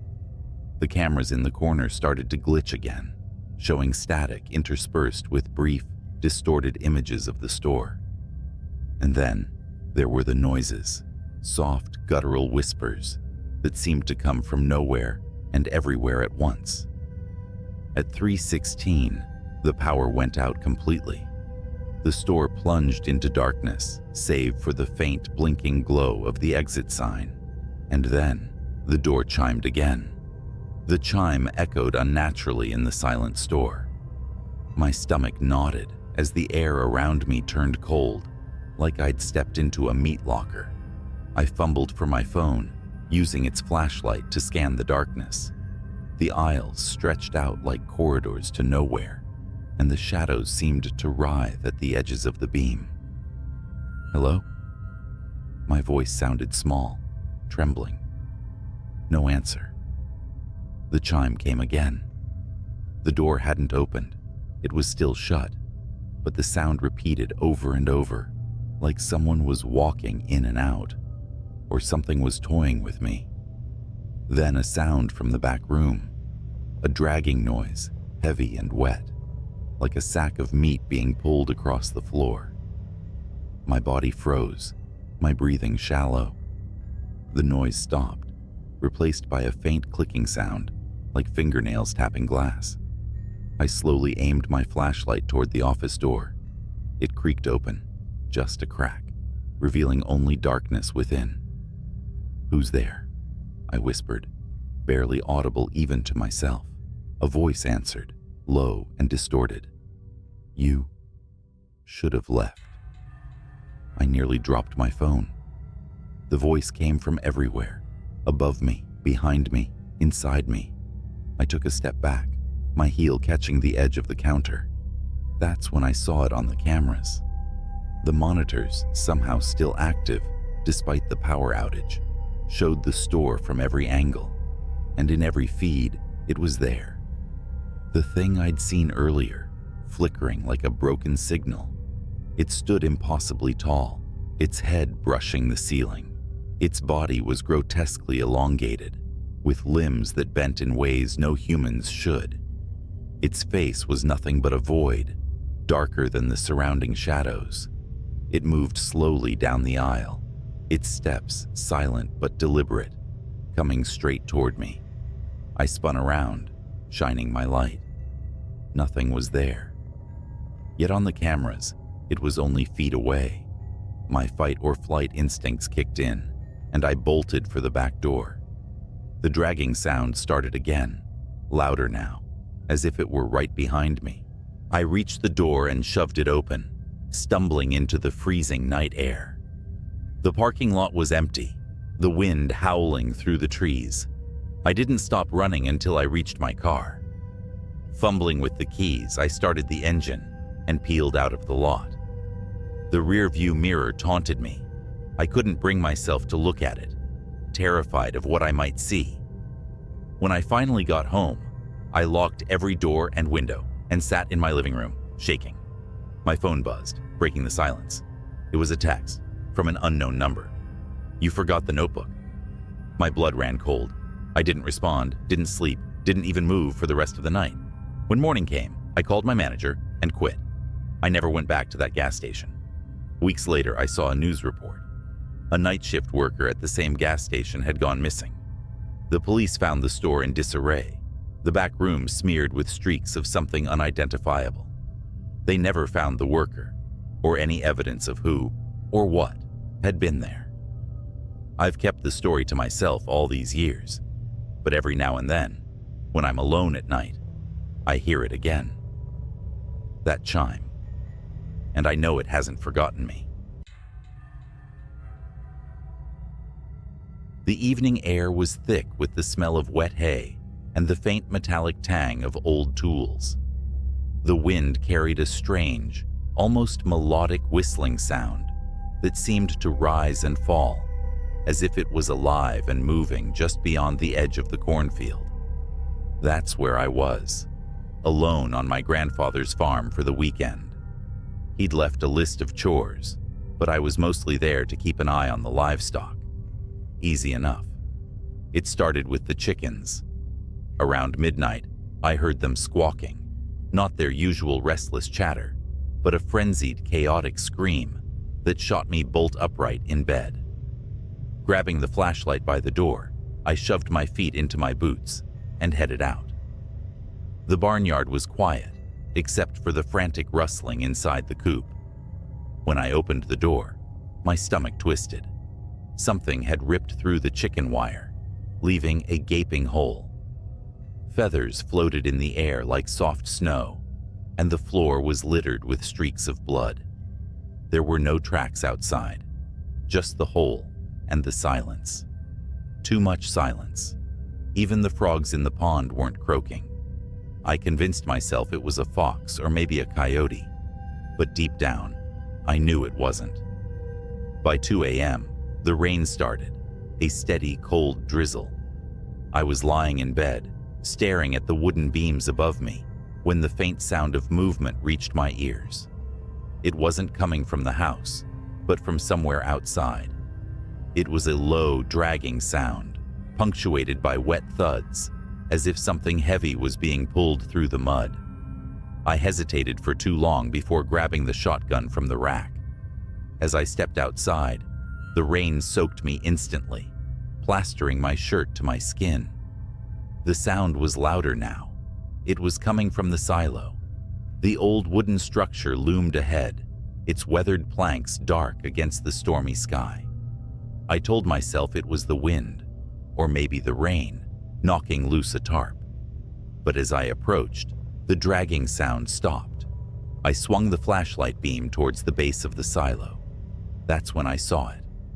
A figure was hunched over the pile of spilled corn, its arms long and bony, the skin stretched tight over sharp joints. Its back was to me, but its movements were jerky and wrong, like a puppet with tangled strings. I froze, the beam of light shaking as my hands trembled. Whatever it was, it turned its head slowly, unnaturally far, until its face was visible in profile. Its eyes were hollow, its mouth impossibly wide, filled with rows of teeth that looked more like shards of broken glass. It grinned, a thin, split-lipped smile that made my knees buckle. And then it stood. It was tall, too tall. It had to duck as it turned fully towards me. In its clawed hand, it held a chicken, what was left of one. It dropped the carcass, and the wet thud echoed in the silence. The thing started towards me, its movements fluid now, almost hypnotic. I ran. The mud sucked at my boots as I sprinted back to the house. I didn't dare look back, not even when I heard the wet slapping of its footsteps gaining on me. By the time I reached the door, I was screaming. I slammed it shut, bolting the lock and shoving the kitchen table against it for good measure. The footsteps stopped just outside. The porch creaked as it stepped up, and I could hear it sniffing, the sound wet and guttural. Then, nothing. I stayed up the rest of the night, the shotgun cradled in my arms, the flashlight trained on the door. It didn't return. Not that night. But the farm wasn't the same after that. Strange things kept happening.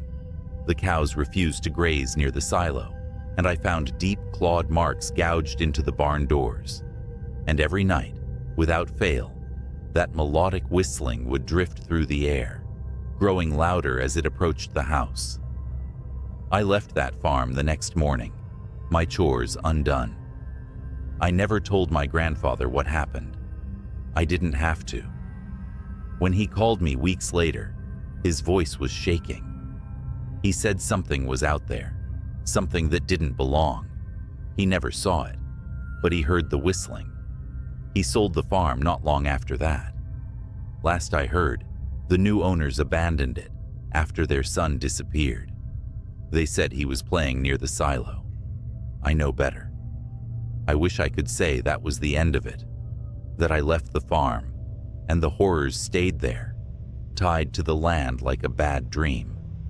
But things like that don't let go so easily. They follow you. They linger.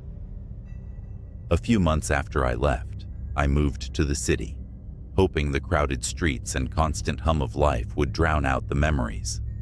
It worked for a while. I even started sleeping better, the image of that grinning, hollow-eyed thing fading with time. Then, one night, I heard it again.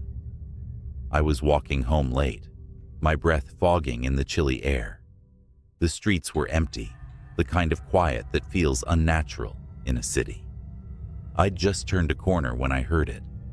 The whistling, that same melodic tune, the one I had convinced myself was just the wind back on the farm. I stopped dead in my tracks, my pulse hammering in my ears. It was faint, almost playful, coming from somewhere up ahead. Slowly, I turned my head. The streetlights flickered, casting long, jittery shadows. For a moment, I saw nothing, just empty sidewalks and parked cars. Then, it stepped into the light. It was the same as before, tall, gangly, its skin stretched taut over bones that seemed to shift and crack as it moved.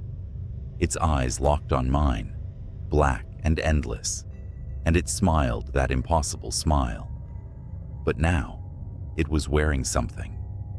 A tattered flannel shirt and overalls, smeared with mud and blood, as if mocking the life I'd tried to leave behind. It tilted its head, studying me like a predator sizing up its prey. And then, it began to move. Not running, not lunging, but walking, slow and deliberate, each step a taunt. I did the only thing I could. I ran. The streets blurred as I sprinted, my lungs burning with each gasp of icy air. The whistling followed, growing louder, closer, no matter how fast I ran. I turned corner after corner, desperately searching for someone, anyone. But the city seemed empty, like the world had folded in on itself, leaving me alone with that thing. Finally, I spotted an old church, its heavy oak doors slightly ajar. I dove inside, slamming the door shut and sliding the iron bolt into place. The silence was deafening. For a moment, I thought I'd escaped. Then the whistling started again, just outside the door. It circled the building, the sound rising and falling as it moved, always just out of sight. I backed away, clutching a heavy candlestick I'd grabbed from the altar. My eyes darted to the stained glass windows, searching for any sign of movement. That's when I noticed the shadow. It stretched across the floor, long and spindly, growing larger as it moved closer to the window. Slowly, its face came into view, distorted by the colored glass, but unmistakable. It pressed a hand, if you could call it that, against the window, the claws clicking softly against the pane. And then, it smiled. I don't know what happened next. Maybe I screamed. Maybe I passed out. All I know is that when I woke up, the church was empty, the doors still bolted, and the whistling was gone. But it left something behind. On the floor, in the faint light filtering through the stained glass, was a single feather. Blood-stained and torn, just like the ones from the coop on the farm. I moved again after that, farther this time. Different city, different state. But no matter where I go, I hear it sometimes. Late at night, when the world is quiet and the shadows grow long, that faint mocking tune, carried on a wind that doesn't belong. I don't know what it wants or why it chose me, but I know this: it's still out there, somewhere, and it's still watching. So, if you're ever out in the countryside and you hear whistling, don't follow it. Don't look for the source. Just run and pray it isn't looking for you. It started with a bet. I was bored, drunk, and feeling invincible when I said I'd spend the night out at Widow's Creek Farm.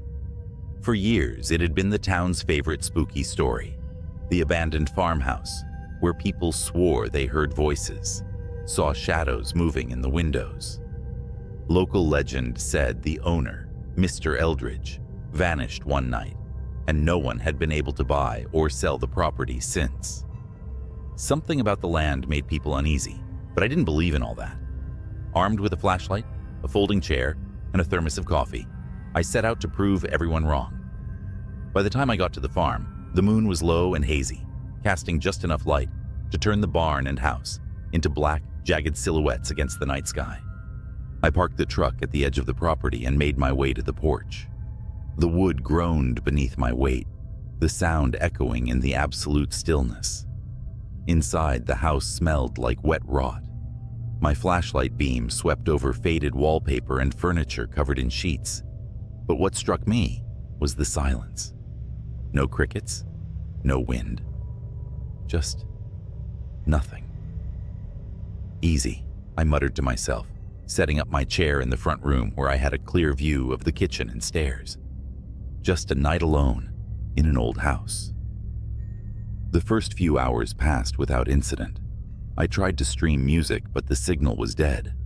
That's when I heard it. A faint thud upstairs. My flashlight shot toward the staircase, catching nothing but empty steps. It's just the house settling, I told myself, though my pulse was already quickening. And then, the lantern flickered to life. It was sitting on the kitchen table, a rusty oil lantern I hadn't noticed before. A weak yellow flame danced inside, casting moving shadows on the walls. I froze. There was no one here. No one could have lit it. "Who's there?" I called out, my voice cracking. The lantern flame sputtered as if in response, then settled into a steady glow. I stepped closer, my boots dragging against the warped floorboards. The lantern's glass was clean, the wick trimmed. Someone had been here recently. I turned in a circle, shining my light into every corner of the room, but saw nothing. Then I heard the footsteps. They were coming from above me, slow, deliberate steps crossing from one end of the house to the other. My flashlight darted to the ceiling as the sound moved toward the top of the staircase. "Hello?" My voice was barely above a whisper now. The footsteps stopped. The lantern, sitting on the table just a moment before, was suddenly at the foot of the stairs. Its flame flared brightly, and for a second, I thought I saw something behind it. A shadowy figure, long and thin, its head cocked to one side as if studying me. I ran. I bolted out the front door, my flashlight beam bouncing wildly in the dark. The truck was parked just a few hundred feet away, but as I ran, the air grew thick. My legs felt heavy, like wading through molasses. I glanced back over my shoulder and stopped dead. The farmhouse was ablaze with light, every window glowing fiercely. Figures stood in the glass, tall, thin shapes that didn't move, just watched as I struggled to breathe. And then the barn door slammed open. Something crawled out of the darkness. It was on all fours, moving unnaturally fast, its limbs too long, its head tilted at an impossible angle. I screamed and turned back toward the truck, pushing through whatever force was holding me back. I reached the door, fumbling for the handle, but the thing was right behind me now. I felt its breath, hot, wet, and rancid, on the back of my neck. Then the truck roared to life. I didn't start it. I wasn't even inside yet. The headlights blazed on, illuminating the creature as it lunged for me. It froze in the bright beams, its skin pale and stretched, its face a featureless mask. For a moment, neither of us moved, and then it shrieked, a sound so high and sharp, it felt like needles stabbing into my ears, and darted back toward the barn. I didn't wait to see what happened next. I threw myself into the truck, slammed the door, and peeled out of there, gravel spraying in my wake. In the rearview mirror, I saw the farmhouse lights flicker and die, one by one, until only the lantern remained, glowing faintly on the porch. I didn't stop driving until I was miles away, back in the safety of town. I told my friends I'd lost the bet, made up some story about the place being too creepy to stay the whole night. I didn't mention the lantern, the footsteps, or the thing in the barn. I should have forgotten about it. Moved on. But last night, I woke up to find a faint yellow glow in my bedroom. The lantern was on my dresser. I didn't sleep that night. How could I? The lantern sat on my dresser, its faint yellow flame steady and unmoving, the same lantern I left behind at Widow's Creek.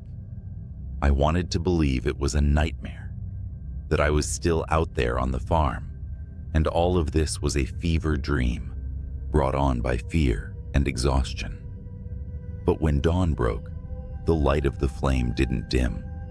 It stayed just as bright, a constant reminder that whatever followed me home wasn't leaving. I couldn't stay in the house. I packed what I could and drove. No destination in mind, just miles of asphalt and endless trees. The morning air was crisp, but I kept glancing in the rearview mirror, expecting to see something there, the pale, stretched face of whatever came out of that barn. But I was alone, for now. I checked into a motel on the edge of a neighboring town, telling myself this was temporary, that I could figure out what to do next once I got some sleep. But when I opened the room door, my stomach dropped. The lantern was waiting for me on the bedside table.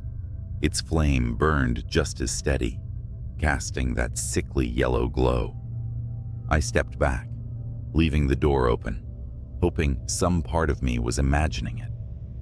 But when I blinked, it was still there. Something inside me snapped. I grabbed the lantern and hurled it across the room, expecting it to shatter, to douse that damn flame for good. But it didn't break. It landed on the carpet with a dull thud, the flame undisturbed. And then I heard it. The footsteps. They came from above me, faint and deliberate, just like they had in the farmhouse. My heart hammered as the sound moved across the ceiling, stopping directly above where I stood. A shadow fell over the bed. It stretched impossibly tall, the head cocked at that same unnatural angle. It wasn't cast by me. It was waiting. I fled the motel. There was no plan now, just an overwhelming need to keep moving. I drove for hours, the highway blurring into a gray monotony. The lantern didn't appear in the car, and for a fleeting moment, I thought maybe I'd left it behind. Maybe it was over. Then the radio crackled to life. At first it was static, but slowly I started to hear a voice, a low, garbled whisper, almost like it was trying to speak, but couldn't quite form words. I turned the radio off, but the whispering didn't stop. It was coming from the air vents now, from the faint hum of the engine. Widow? Waiting? My grip tightened on the wheel, knuckles white as bone. The voice was clearer now, repeating those same words over and over. Widow, waiting, widow, waiting. It was nearly sunset when the truck broke down. The engine sputtered and died, leaving me stranded on a stretch of empty road. I sat there for a long time, gripping the steering wheel like it was the only thing tethering me to reality. When I finally got out, the landscape around me was unfamiliar. Flat fields stretched out on either side of the road, broken only by the silhouette of a barn in the distance. My blood ran cold. It was Widow's Creek. The truck wouldn't start. My phone had no signal. I was trapped, and I knew I wasn't alone. The lantern was on the hood of the truck now, its light flickering weakly in the dusk. The footsteps started again. They were closer this time, moving with purpose, circling the truck. I couldn't see anything, but I felt it. A presence, heavy and oppressive, like the air itself was pressing down on me. My flashlight barely cut through the growing darkness, but I swept it in frantic arcs, trying to find the source of the sound. That's when I saw them. Figures emerging from the fields, their movements slow and jerky. They were tall and thin, their bodies stretched unnaturally, their faces blank slates of pale skin. Dozens of them all converging on the truck. I grabbed the lantern off the hood without thinking, clutching it like it might somehow protect me.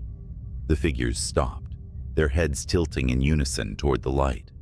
The flame flared brighter, and for a moment, they hesitated. "Leave!" I screamed, holding the lantern high. The figures shrank back, their forms dissolving into the shadows. But the moment didn't last. The flame sputtered, growing dimmer, and they began to move again. Faster this time, closing the distance with unnatural speed. I don't remember how I made it back to the farmhouse, only that I did. The lantern led me, its glow flickering through the dark, guiding me past the barn and into the house. The door slammed shut behind me, and I locked it, though I knew it wouldn't keep them out. The figures were at the windows now, their faces pressed against the glass. The lantern sat on the table where I'd first found it, its flame burning weakly. And then it spoke. "Burn it," the voice whispered, faint and hollow. "End it." I didn't hesitate. I grabbed the lantern and smashed it against the floor. The oil spilled out, catching fire immediately. The flames spread fast, consuming the room, the walls, everything. The figures at the windows screamed, their cries high and inhuman, and then they were gone. I ran. The farmhouse burned behind me, a towering inferno that lit up the night. By the time I reached the edge of the property, the house had collapsed in on itself, the flames dying down to embers. I don't know what I unleashed that night, or if I stopped it. The lantern was gone, but its light still haunts me. Sometimes when the nights are quiet and the air is still, I catch a faint yellow glow out of the corner of my eye, and I wonder if it's waiting for me to come back. The night started like any other, quiet, uneventful, with a slight chill in the air as the moon hung high over the sprawling farmland. I'd agreed to watch over my friend's farm while he and his wife took a rare weekend off. The place was massive, bordered by dense woods on one side and endless cornfields on the other. I was promised nothing more than a cozy guest room and some peace. Instead, I got something I'll never forget. By midnight, the house was silent. The livestock, a handful of cows and a stubborn old mule, were already settled in the barn. I'd finished my last round through the property, locked the doors, and double-checked the generator, since the area was notorious for power outages. All seemed fine. I was halfway into a second beer, flipping channels on an old TV in the living room, when I heard it. A sharp metallic asterisk, clank asterisk, like something striking the barn door. My first thought was, raccoons. They're bold out here. I grabbed a flashlight and headed outside. The yard stretched out into shadows, the barn standing 100 yards from the house, just beyond the motion-activated light's reach.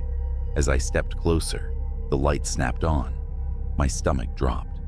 The barn door was wide open, swaying slightly in the breeze. Raccoons don't do that, I muttered to myself. The beam from my flashlight cut through the dark as I stepped inside.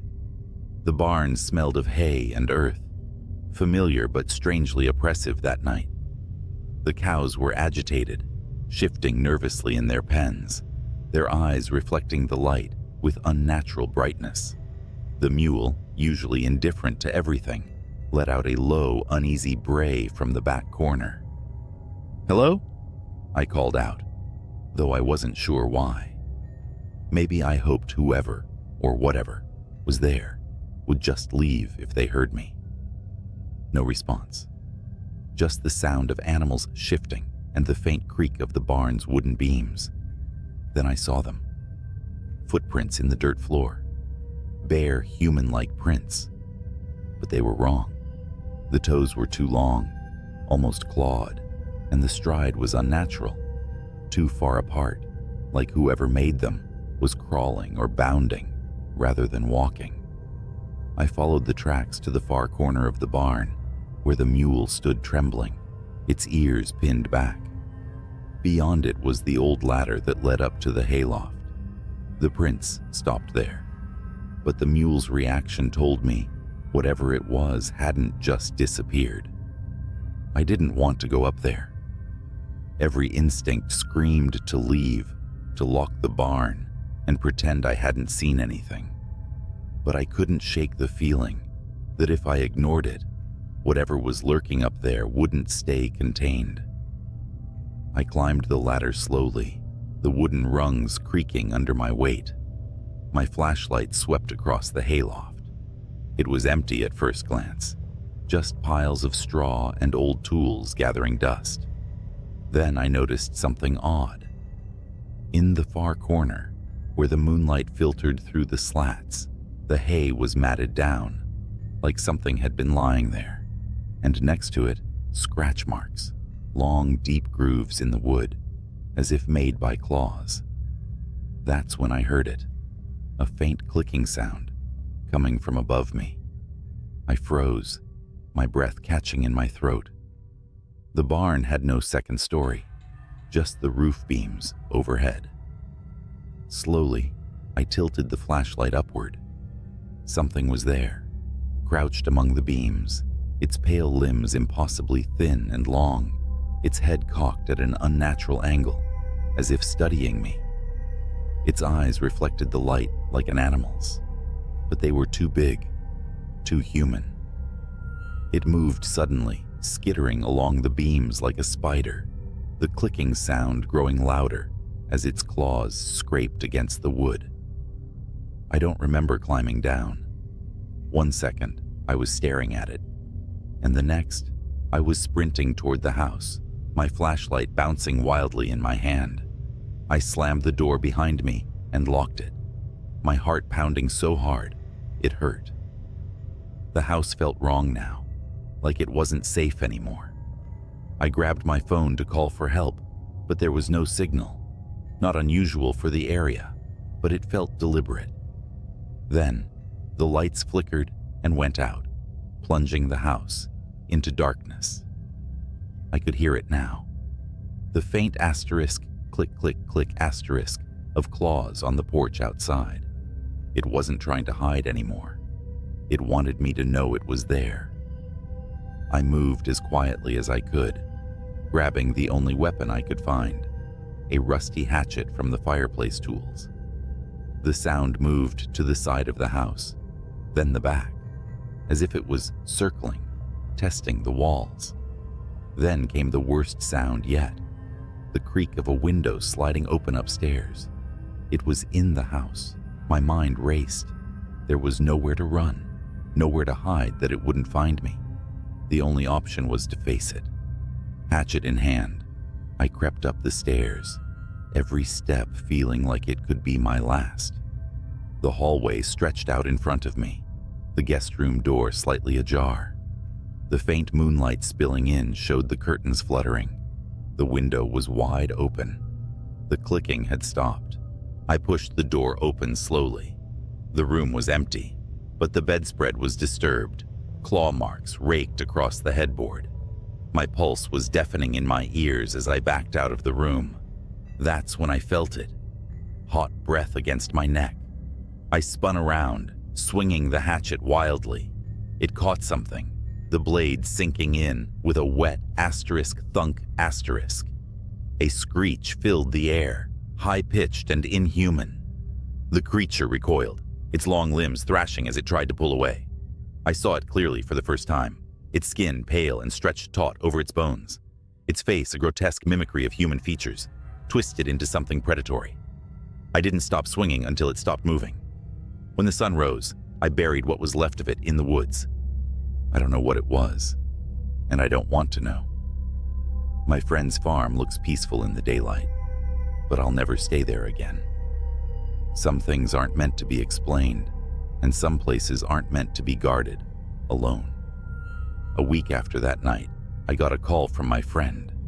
He thanked me for watching the farm and casually asked if I noticed anything strange while I was there. I hesitated, unsure of what to say. How could I explain what happened without sounding insane?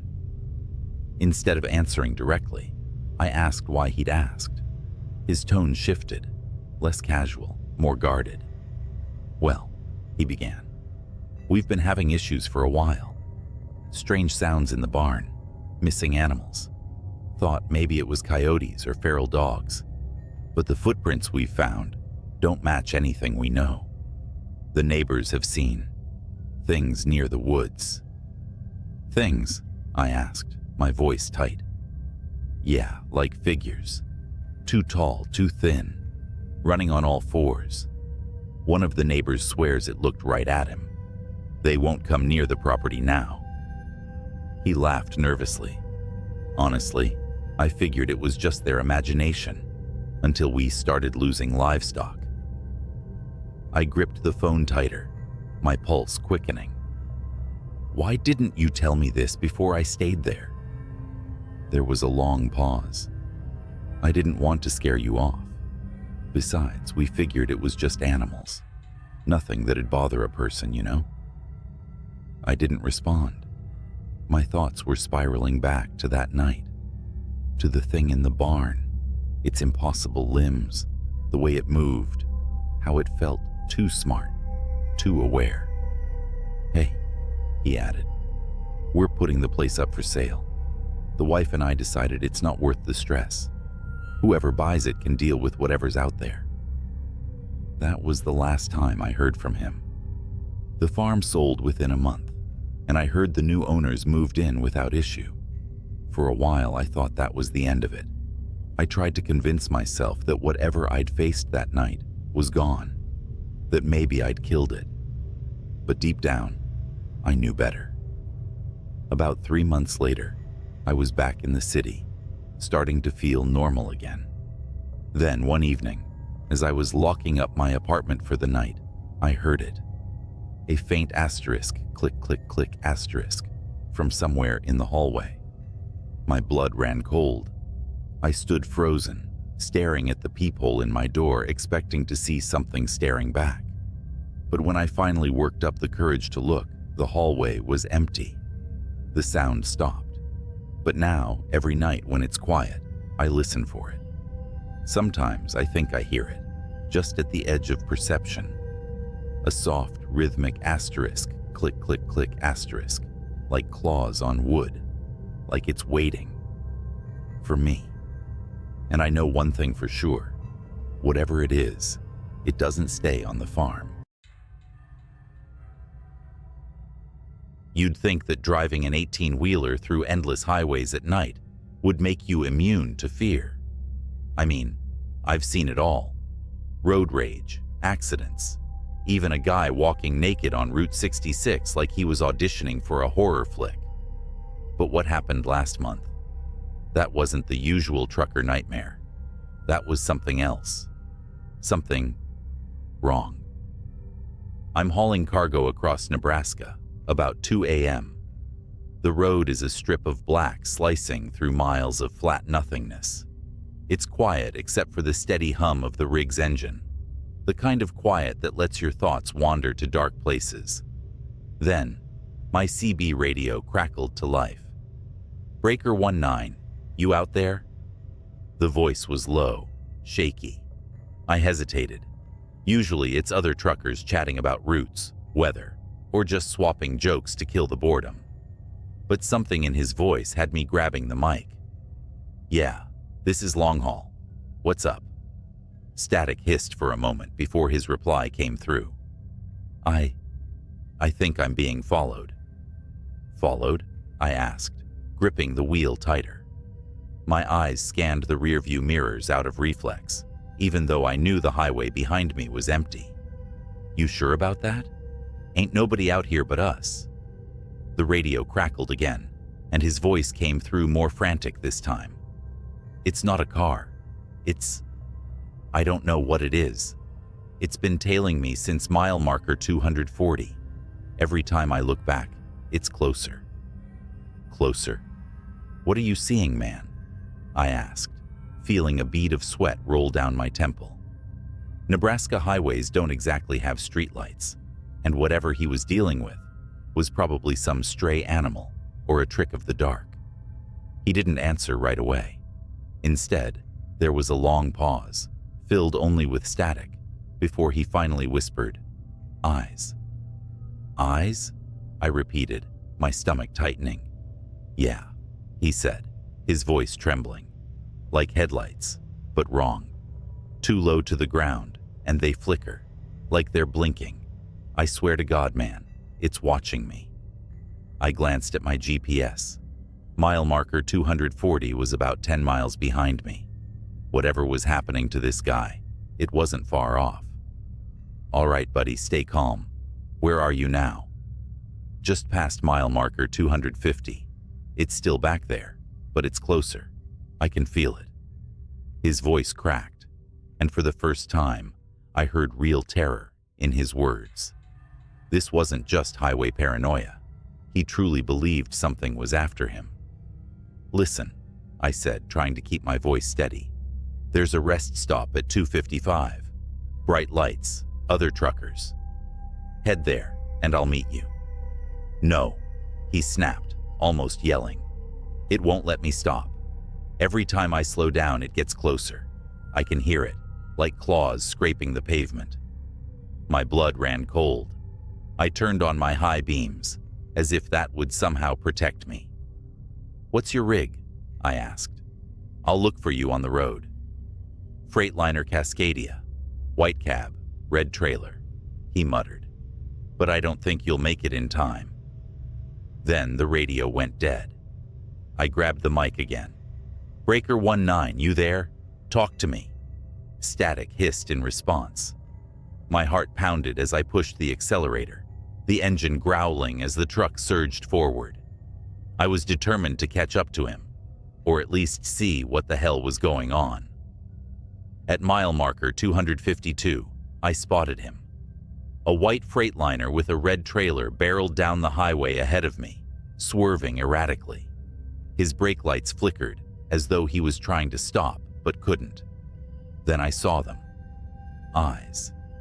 Two faint yellowish glows, low to the ground, darting in and out of the darkness behind his trailer. They weren't headlights. They were alive.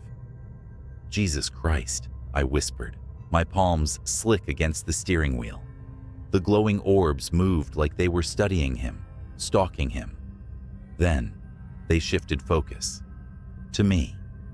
I felt my chest tighten as the eyes blinked, slowly, deliberately, and locked onto my truck.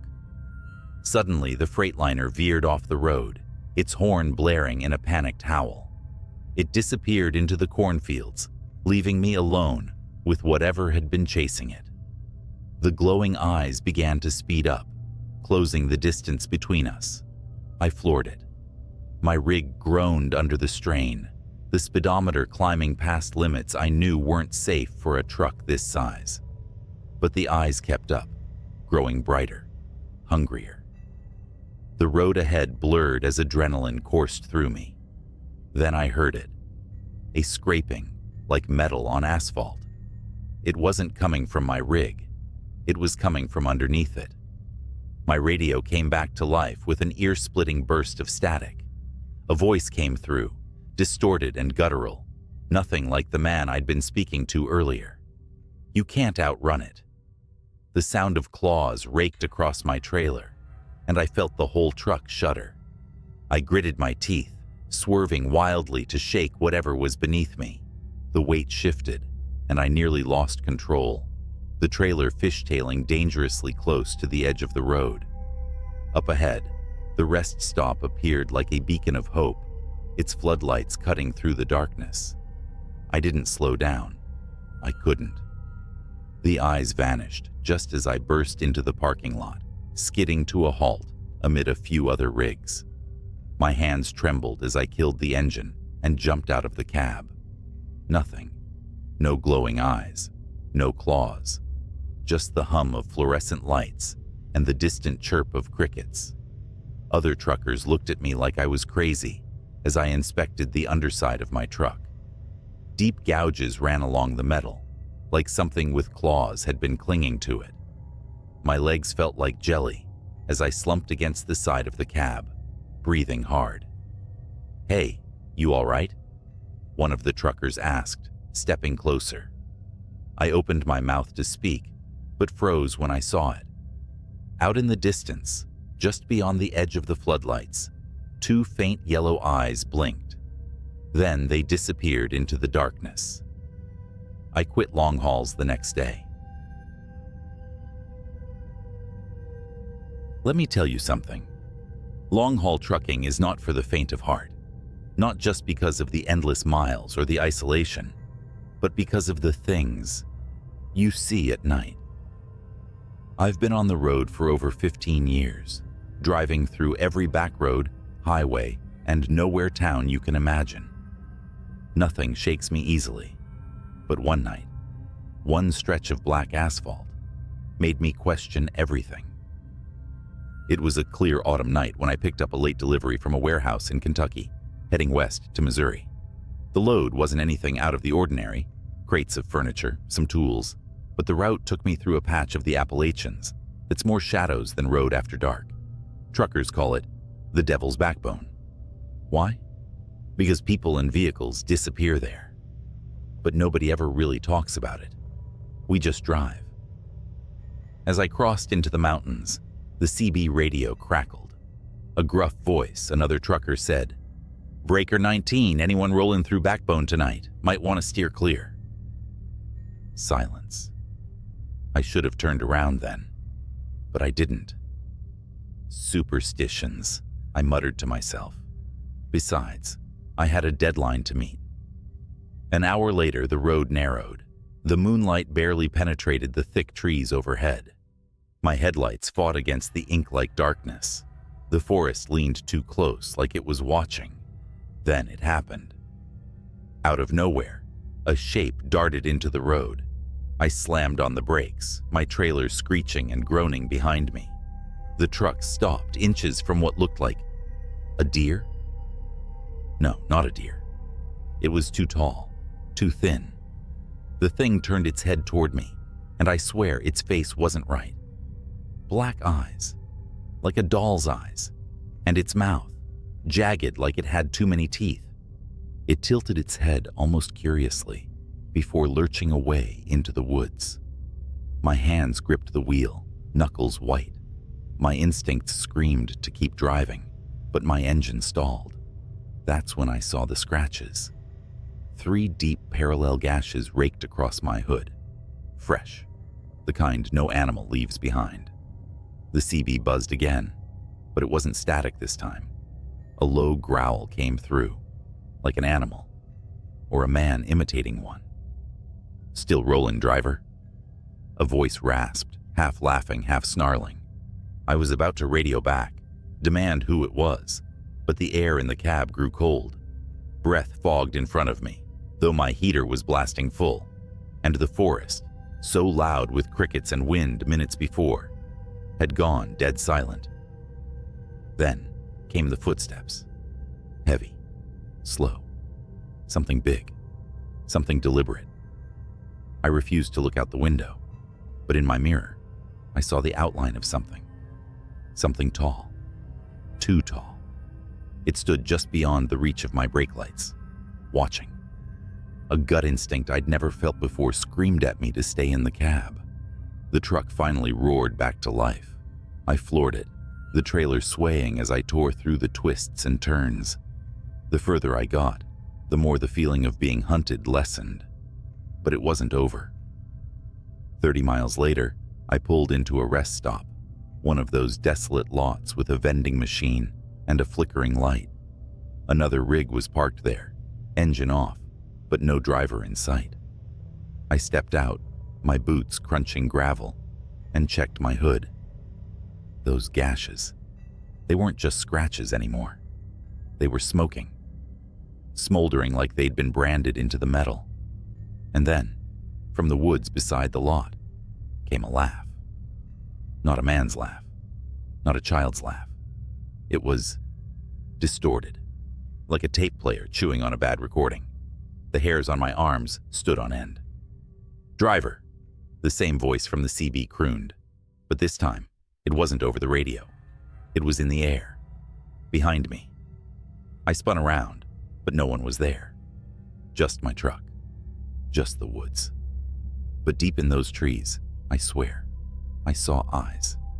Not 2, dozens, blinking in unison. I didn't stay to find out what they belonged to. I climbed back into my rig, locked the doors, and drove until dawn. When I finally reached Missouri, the scratches on my hood were gone, replaced by pristine metal, like nothing had ever happened. But I know what I saw. And every time I pass through Appalachia, I see those same blinking eyes in my nightmares. If you're driving through the Devil's Backbone, keep your eyes forward, your windows shut, and don't stop for anything. A week passed, but the shadows of that night followed me. Truck stops felt quieter than usual, the roads darker, and the CB radio, even when silent, felt ominous. The scratches may have disappeared from my truck, but the memory of them burned in my mind. And then, the real nightmare began. My next haul was a routine trip, heading south toward Alabama, a midnight run. As always, I preferred driving at night. Less traffic, more peace. But peace was the last thing I found. It started with my GPS going haywire. One moment it showed a straight route. The next, my truck icon spun wildly, as if I'd veered off-road. I checked my map, recalibrated, and pushed on. That's when I noticed something. The mile markers weren't right. Each marker was different. One read 142, then the next said 666. I laughed it off, thinking I was seeing things. But the markers grew stranger. End. Turn back. And one that simply read run. The rational part of me fought to dismiss it. A prank, bad lighting, or exhaustion. But deep down, I knew better. And then I saw the rig. It was pulled over on the shoulder, headlights blazing. The truck looked abandoned, door swinging gently in the breeze. I slowed, radioing out of habit. Breaker 19, you need a hand, driver.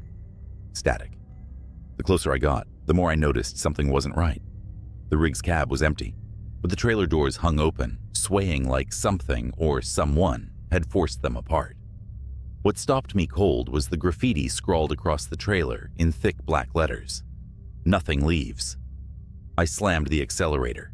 My rig roared forward, the abandoned truck disappearing in my mirror. About 10 minutes later, my CB crackled. You left something behind, driver. A voice whispered, raspy and wet, like someone speaking underwater. Who is this? I snapped, my voice shaking. Silence. Then another sound, a scraping, like nails on metal. My stomach dropped as I realized it wasn't coming from the CB. It was coming from the trailer. Whatever it was, it had hitched a ride. My headlights caught a curve in the road ahead, forcing me to slow down. The scraping grew louder, more frantic, as if whatever was back there knew I was easing up. I gripped the wheel, heart pounding, until I couldn't take it anymore. I pulled over, leaving the engine running, and grabbed my flashlight. As I stepped out, the night wrapped around me like a suffocating blanket. The air was heavy, too quiet. I circled to the rear of the trailer, every crunch of gravel under my boots echoing too loud. My flashlight beam trembled as I pointed it at the doors. Deep gouges raked across the metal, forming patterns. No, symbols. My hands were sweating, but I reached for the handle. The moment I unlatched it, the doors flew open, and someone lunged at me. I stumbled back, falling hard on the asphalt. It was a man, or what used to be one. His skin was gray and stretched taut, his eyes sunken, but blazing with a sickly yellow light. His mouth twisted into an inhuman grin as he crawled toward me on all fours, faster than any human should. I scrambled back, yelling, "Stay the hell away!" But he didn't stop. His movements were jerky, like a puppet on strings, and his grin widened impossibly as he reached out. That's when I heard it.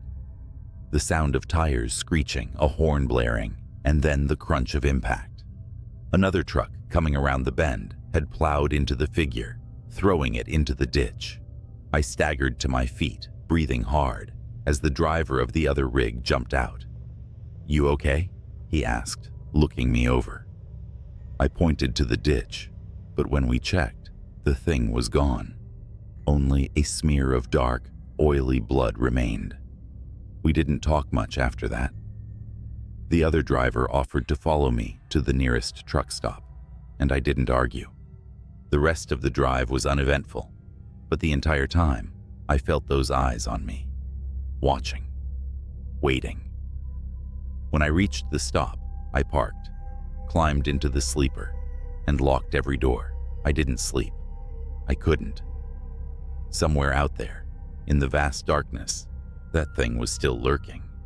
I never drove through the Devil's Backbone again, and I'll never forget the lesson I learned that night. Some roads aren't meant to be traveled. I glanced at the dashboard clock. 2:43 a.m. The highway was dead, a straight ribbon of asphalt vanishing into the darkness. My CB radio crackled faintly with static, the voices of distant truckers trading stories to stay awake. I adjusted my cap and yawned, the hum of my 18-wheeler lulling me into a dangerous sense of calm. Then, out of nowhere, a voice broke through the static. "Eastbound on I-70. Anyone else seeing this?" The voice was shaky, breathless, like someone who just ran a marathon. I grabbed the mic. "Eastbound here. What's going on?" Static swallowed his reply, but I heard enough to send chills down my spine. "Black semi. No lights. Coming up fast." I shifted in my seat, suddenly wide awake. My headlights illuminated nothing but the road ahead, bordered by skeletal trees and the occasional mile marker. I checked my rearview mirrors. Nothing but empty black. "Anyone else out there?" The voice called again, this time frantic. "Calm down," I said into the mic. "Where are you exactly?" I think mile marker 82. It's behind me." "Oh God, it's right on me." The transmission cut out with a burst of static. My heart thudded against my rib cage. Mile marker 82 was about 10 miles ahead. I pressed harder on the gas, my truck rumbling as it picked up speed. I don't know why I felt compelled to go faster. Curiosity? Duty? Or maybe some primal part of me was already screaming, "You should turn back." 10 minutes later, I reached marker 82. The asphalt gleamed under my headlights, but the road ahead was empty. I slowed down, gripping the wheel tighter. My CB buzzed again, but it was faint this time, almost garbled. "Don't stop." The message made my skin crawl. I rolled my window down slightly, letting in the cold air. That's when I noticed something. The faint sound of a horn, long and mournful, echoing in the distance. It wasn't coming from the highway ahead. It was coming from behind me. I checked my mirrors again. This time, there it was. Far in the distance, but unmistakable. A massive black semi, its outline barely visible against the night. No headlights, no running lights, just a hulking shadow on wheels. My pulse spiked as I grabbed the CB mic. "Whoever's out there, is this some kind of joke?" I asked. But my voice betrayed the fear clawing at my throat. The response came in a whisper so faint I had to strain to hear it. "It's not a truck. Don't stop. Don't let it catch you." The shadow in my mirrors grew larger. It was closing in, fast. I pushed the gas pedal to the floor, the roar of my engine filling the cab. My trailer swayed as my speed climbed past 80, then 85. But no matter how fast I went, the black semi kept gaining. Its horn blasted low and guttural, vibrating through my chest. It wasn't the horn of any truck I'd ever heard. It sounded almost alive. The CB crackled again, and the faint whisper returned.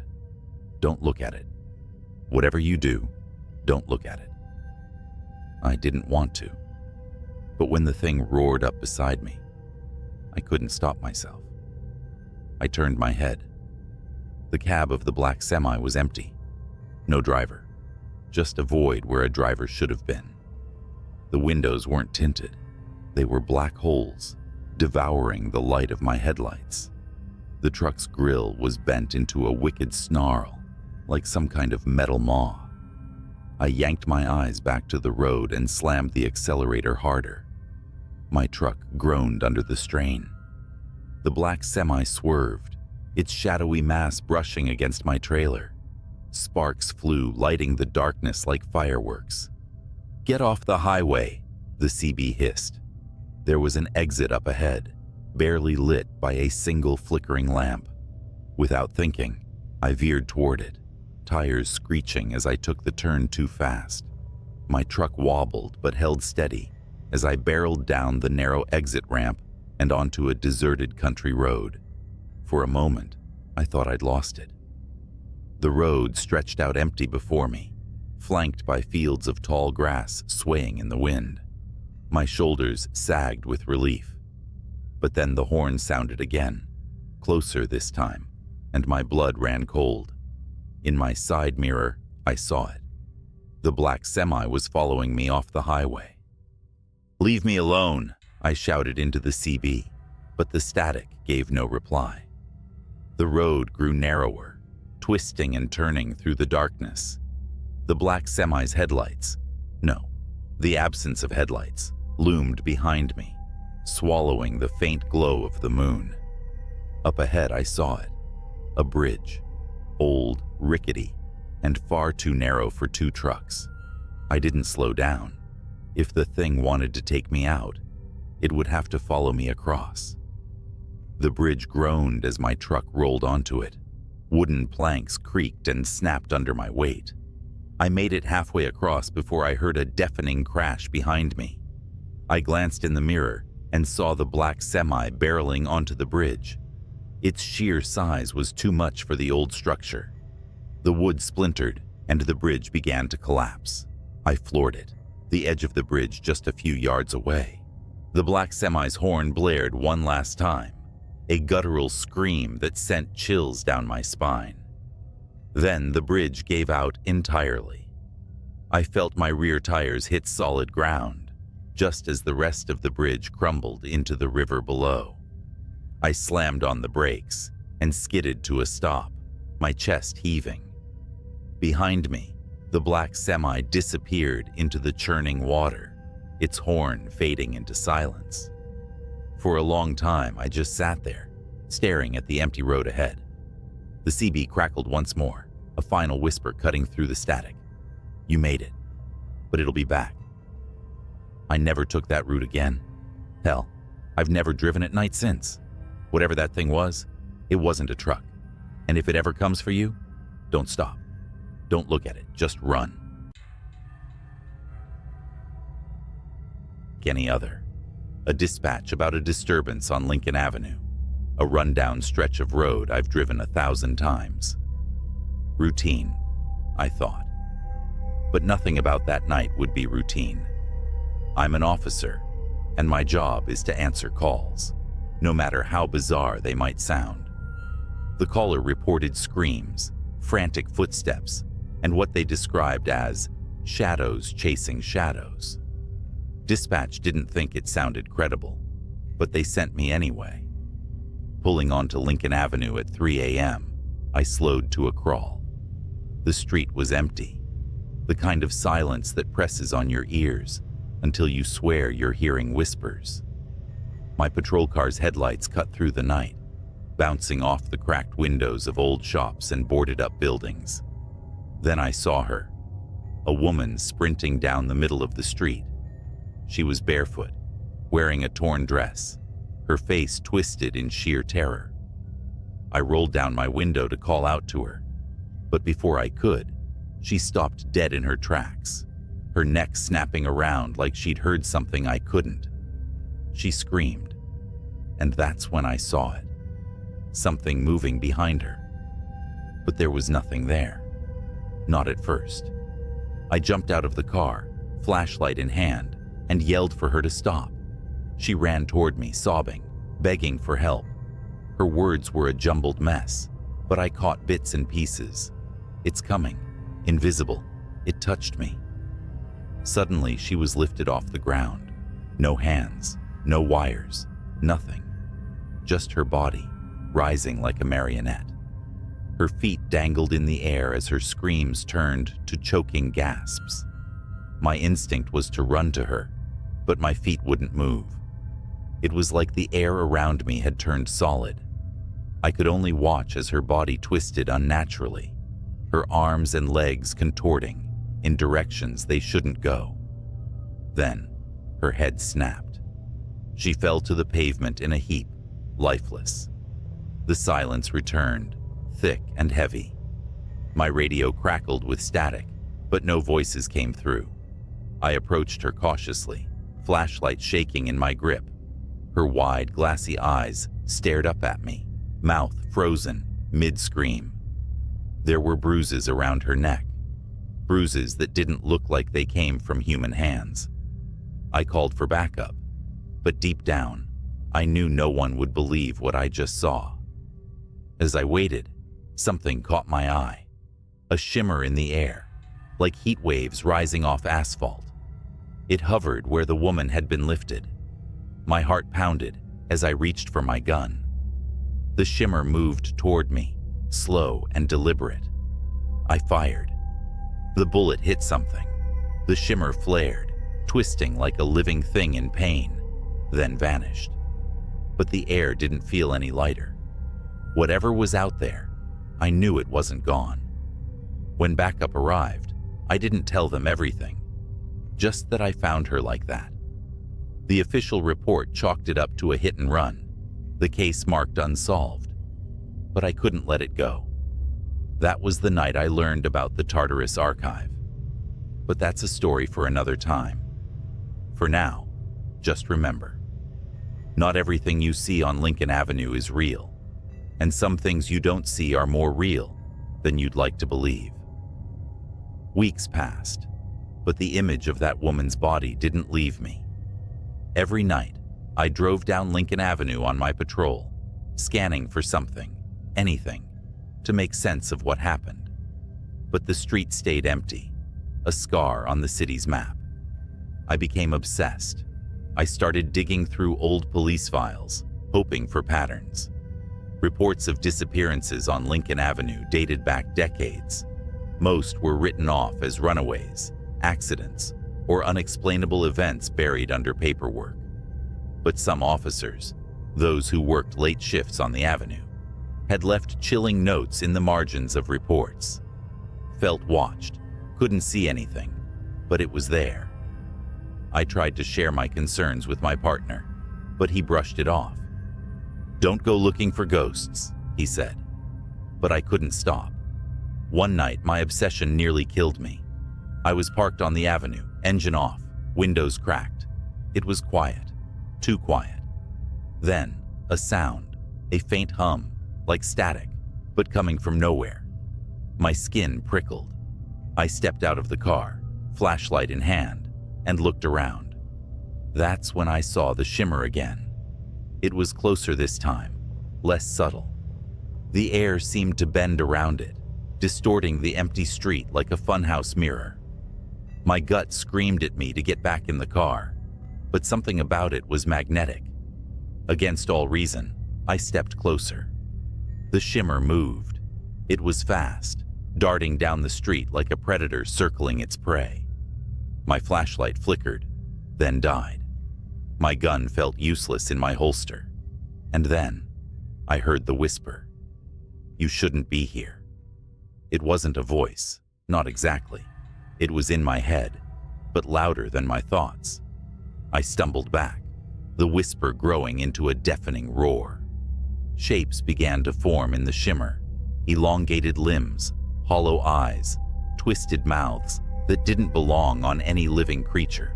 They flickered in and out of existence, like they couldn't fully cross into our reality. I ran. Back in the car, I threw it into drive and sped off. My radio crackled, voices cutting in and out. "Officer down on Lincoln Avenue." The voice wasn't mine.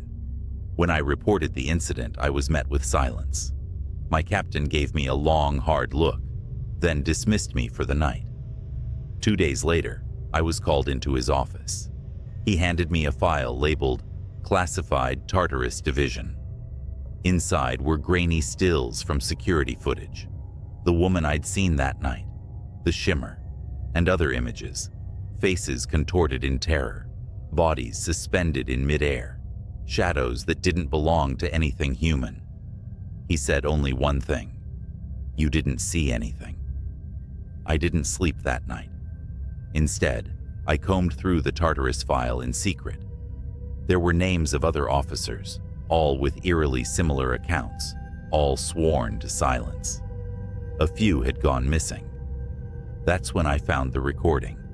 It was from a patrol car on Lincoln Avenue, time-stamped 5 years ago. The dash cam footage showed an empty street at first. Then, the shimmer appeared. The car's engine revved, but the officer never escaped. The shimmer enveloped the vehicle, and within seconds, the footage cut to static. The officer was never found. I requested a transfer the next day. Now, years later, I'm hundreds of miles away from Lincoln Avenue, but the whispers still haunt me. Sometimes when it's quiet, I'll hear the hum, faint but unmistakable. I've learned to ignore it. But if you ever find yourself driving down Lincoln Avenue late at night, and the air feels heavy, like it's pressing down on your chest, don't stop. Whatever you do, don't stop. First time I saw her was through the cracked screen of a police body cam. "Dispatch, suspect unarmed but acting erratic," the officer muttered as his footsteps echoed down the shadowed alley, his breath clouded in the frigid night air, every exhale a whisper of tension. The camera bobbed with his steps, capturing the shimmer of frost on the brick walls and the distant glow of streetlights. Then she appeared. She was crouched by a dumpster, her back to the officer, swaying ever so slightly like she was listening to music only she could hear. Her hair, long and dark, clung to her like seaweed on a corpse. The officer called out, his voice steady but sharp. "Ma'am, this is the police. Are you all right?" She didn't turn around. Instead, she raised a single hand, a pale skeletal thing with fingers too long, almost insect-like, and scratched the air. Slowly, methodically, like she was carving something unseen into the fabric of the night. "Ma'am," the officer repeated, more urgent now. He stepped closer, boots crunching on broken glass. That's when she moved. She didn't stand or turn around. She simply twisted. Her neck rotated far beyond what should have been possible, vertebrae cracking like dry twigs, until her face was staring back at the camera. Her eyes were enormous, hollow pits, swallowing the weak beam of the officer's flashlight. And her mouth, God, her mouth, stretched into a grin that could split a human skull. The body cam glitched. For a moment, the screen was static, the audio a shrill, grating scream. When the feed returned, the alley was empty. The woman was gone. "Officer Monroe, what's your status?" Dispatch buzzed, but Monroe wasn't responding. His body cam showed nothing but the open alley now, the flashlight beam trembling as it panned across damp brick walls. Then, with a wet, guttural crunch, the camera fell sideways. The last thing it captured before going dark was a streak of blood pooling into the frost. I shouldn't have seen that footage, but I did. And now she's found me. For 3 days after seeing that footage, I couldn't sleep. Every creak of my apartment, every shadow caught in the corner of my eye felt alive, as if it carried the echo of her grin. Monroe's body was never found. The official report chalked it up to gang violence in the area, but I knew better. That thing, whatever it was, had taken him.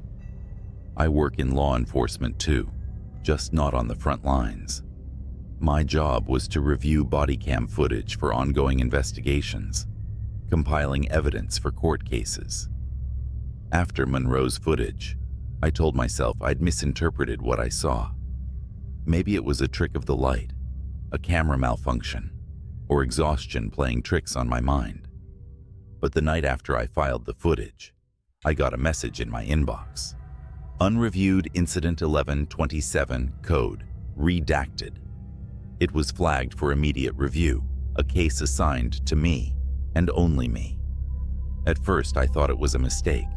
No one spoke to me about it. No directives came through, just the video file. I shouldn't have clicked on it, but I did. This wasn't from Monroe's district. The footage came from across the city, 3 nights after his disappearance. It showed 2 officers responding to a break-in at a derelict industrial warehouse. Their body cams revealed the scene: rusted machines coated in dust, walls lined with graffiti, and corridors that seemed to stretch forever into the dark. "Anyone here? Show yourself," one officer barked, his flashlight slicing through the shadows. His partner covered his 6, their footsteps echoing through the cavernous space. And then they heard it. Laughter. It was faint at first, barely audible. A child's giggle. But as they moved deeper, it grew louder, distorted, the pitch warping until it sounded less like laughter and more like the twisted cries of something mocking human joy. "Cut the crap," the second officer shouted. "This is your last warning." The laughter stopped. The silence that followed was heavier than the darkness around them. That's when the flashlight beams caught movement. Something darted between the rusted machines, too fast to track. The officers shouted, raising their weapons, but it was no use. The thing emerged, not running, but crawling, limbs too long, joints bending the wrong way. It skittered toward them with impossible speed, its hollow eyes reflecting the light like mirrors. One officer fired. The gunshots echoed, deafening in the emptiness. The creature stopped, crouched on all 4s, and cocked its head. It didn't bleed. It didn't fall. It simply stared, grinning that same skull-splitting grin. Then it lunged. The camera feed erupted into chaos. Flashes of limbs, screams, static. The footage ended abruptly. I shut my laptop, heart pounding. My apartment felt suffocatingly quiet. Too quiet. And then I heard it. A faint scratching noise. At first I thought it was coming from the walls, maybe rats or the old pipes. But as I sat there frozen, I realized it wasn't the walls. It was my window. I turned slowly. The blinds were drawn, but I could see the silhouette behind them. Something tall, with fingers too long, was tracing patterns in the glass. Slowly, methodically. I don't know how long I sat there, paralyzed, staring at that shadow. Minutes. Hours. Finally, I mustered the courage to reach for my phone. My fingers trembled as I dialed 911. 911, what's your emergency? "There's someone outside my window," I whispered. "Can you describe them?" The scratching stopped. The blinds fluttered, as if touched by a faint breeze. Then slowly, they began to part. "No," I stammered. No. Sir, are you there? Sir?" It was her. That face. That impossible grin. Her hollow eyes bore into mine as she pressed her palms flat against the glass, her nails scraping in a slow, deliberate rhythm. She leaned closer, her grin widening, until the corners of her mouth began to tear. I dropped the phone. I don't remember what happened next. One moment I was in my living room. The next I was sprinting down the fire escape, barefoot and half-dressed, into the freezing night. I didn't stop until I reached the nearest precinct, pounding on the doors like a lunatic. When they finally let me in, I tried to explain what I'd seen, but no one believed me. The footage from Monroe's body cam, gone.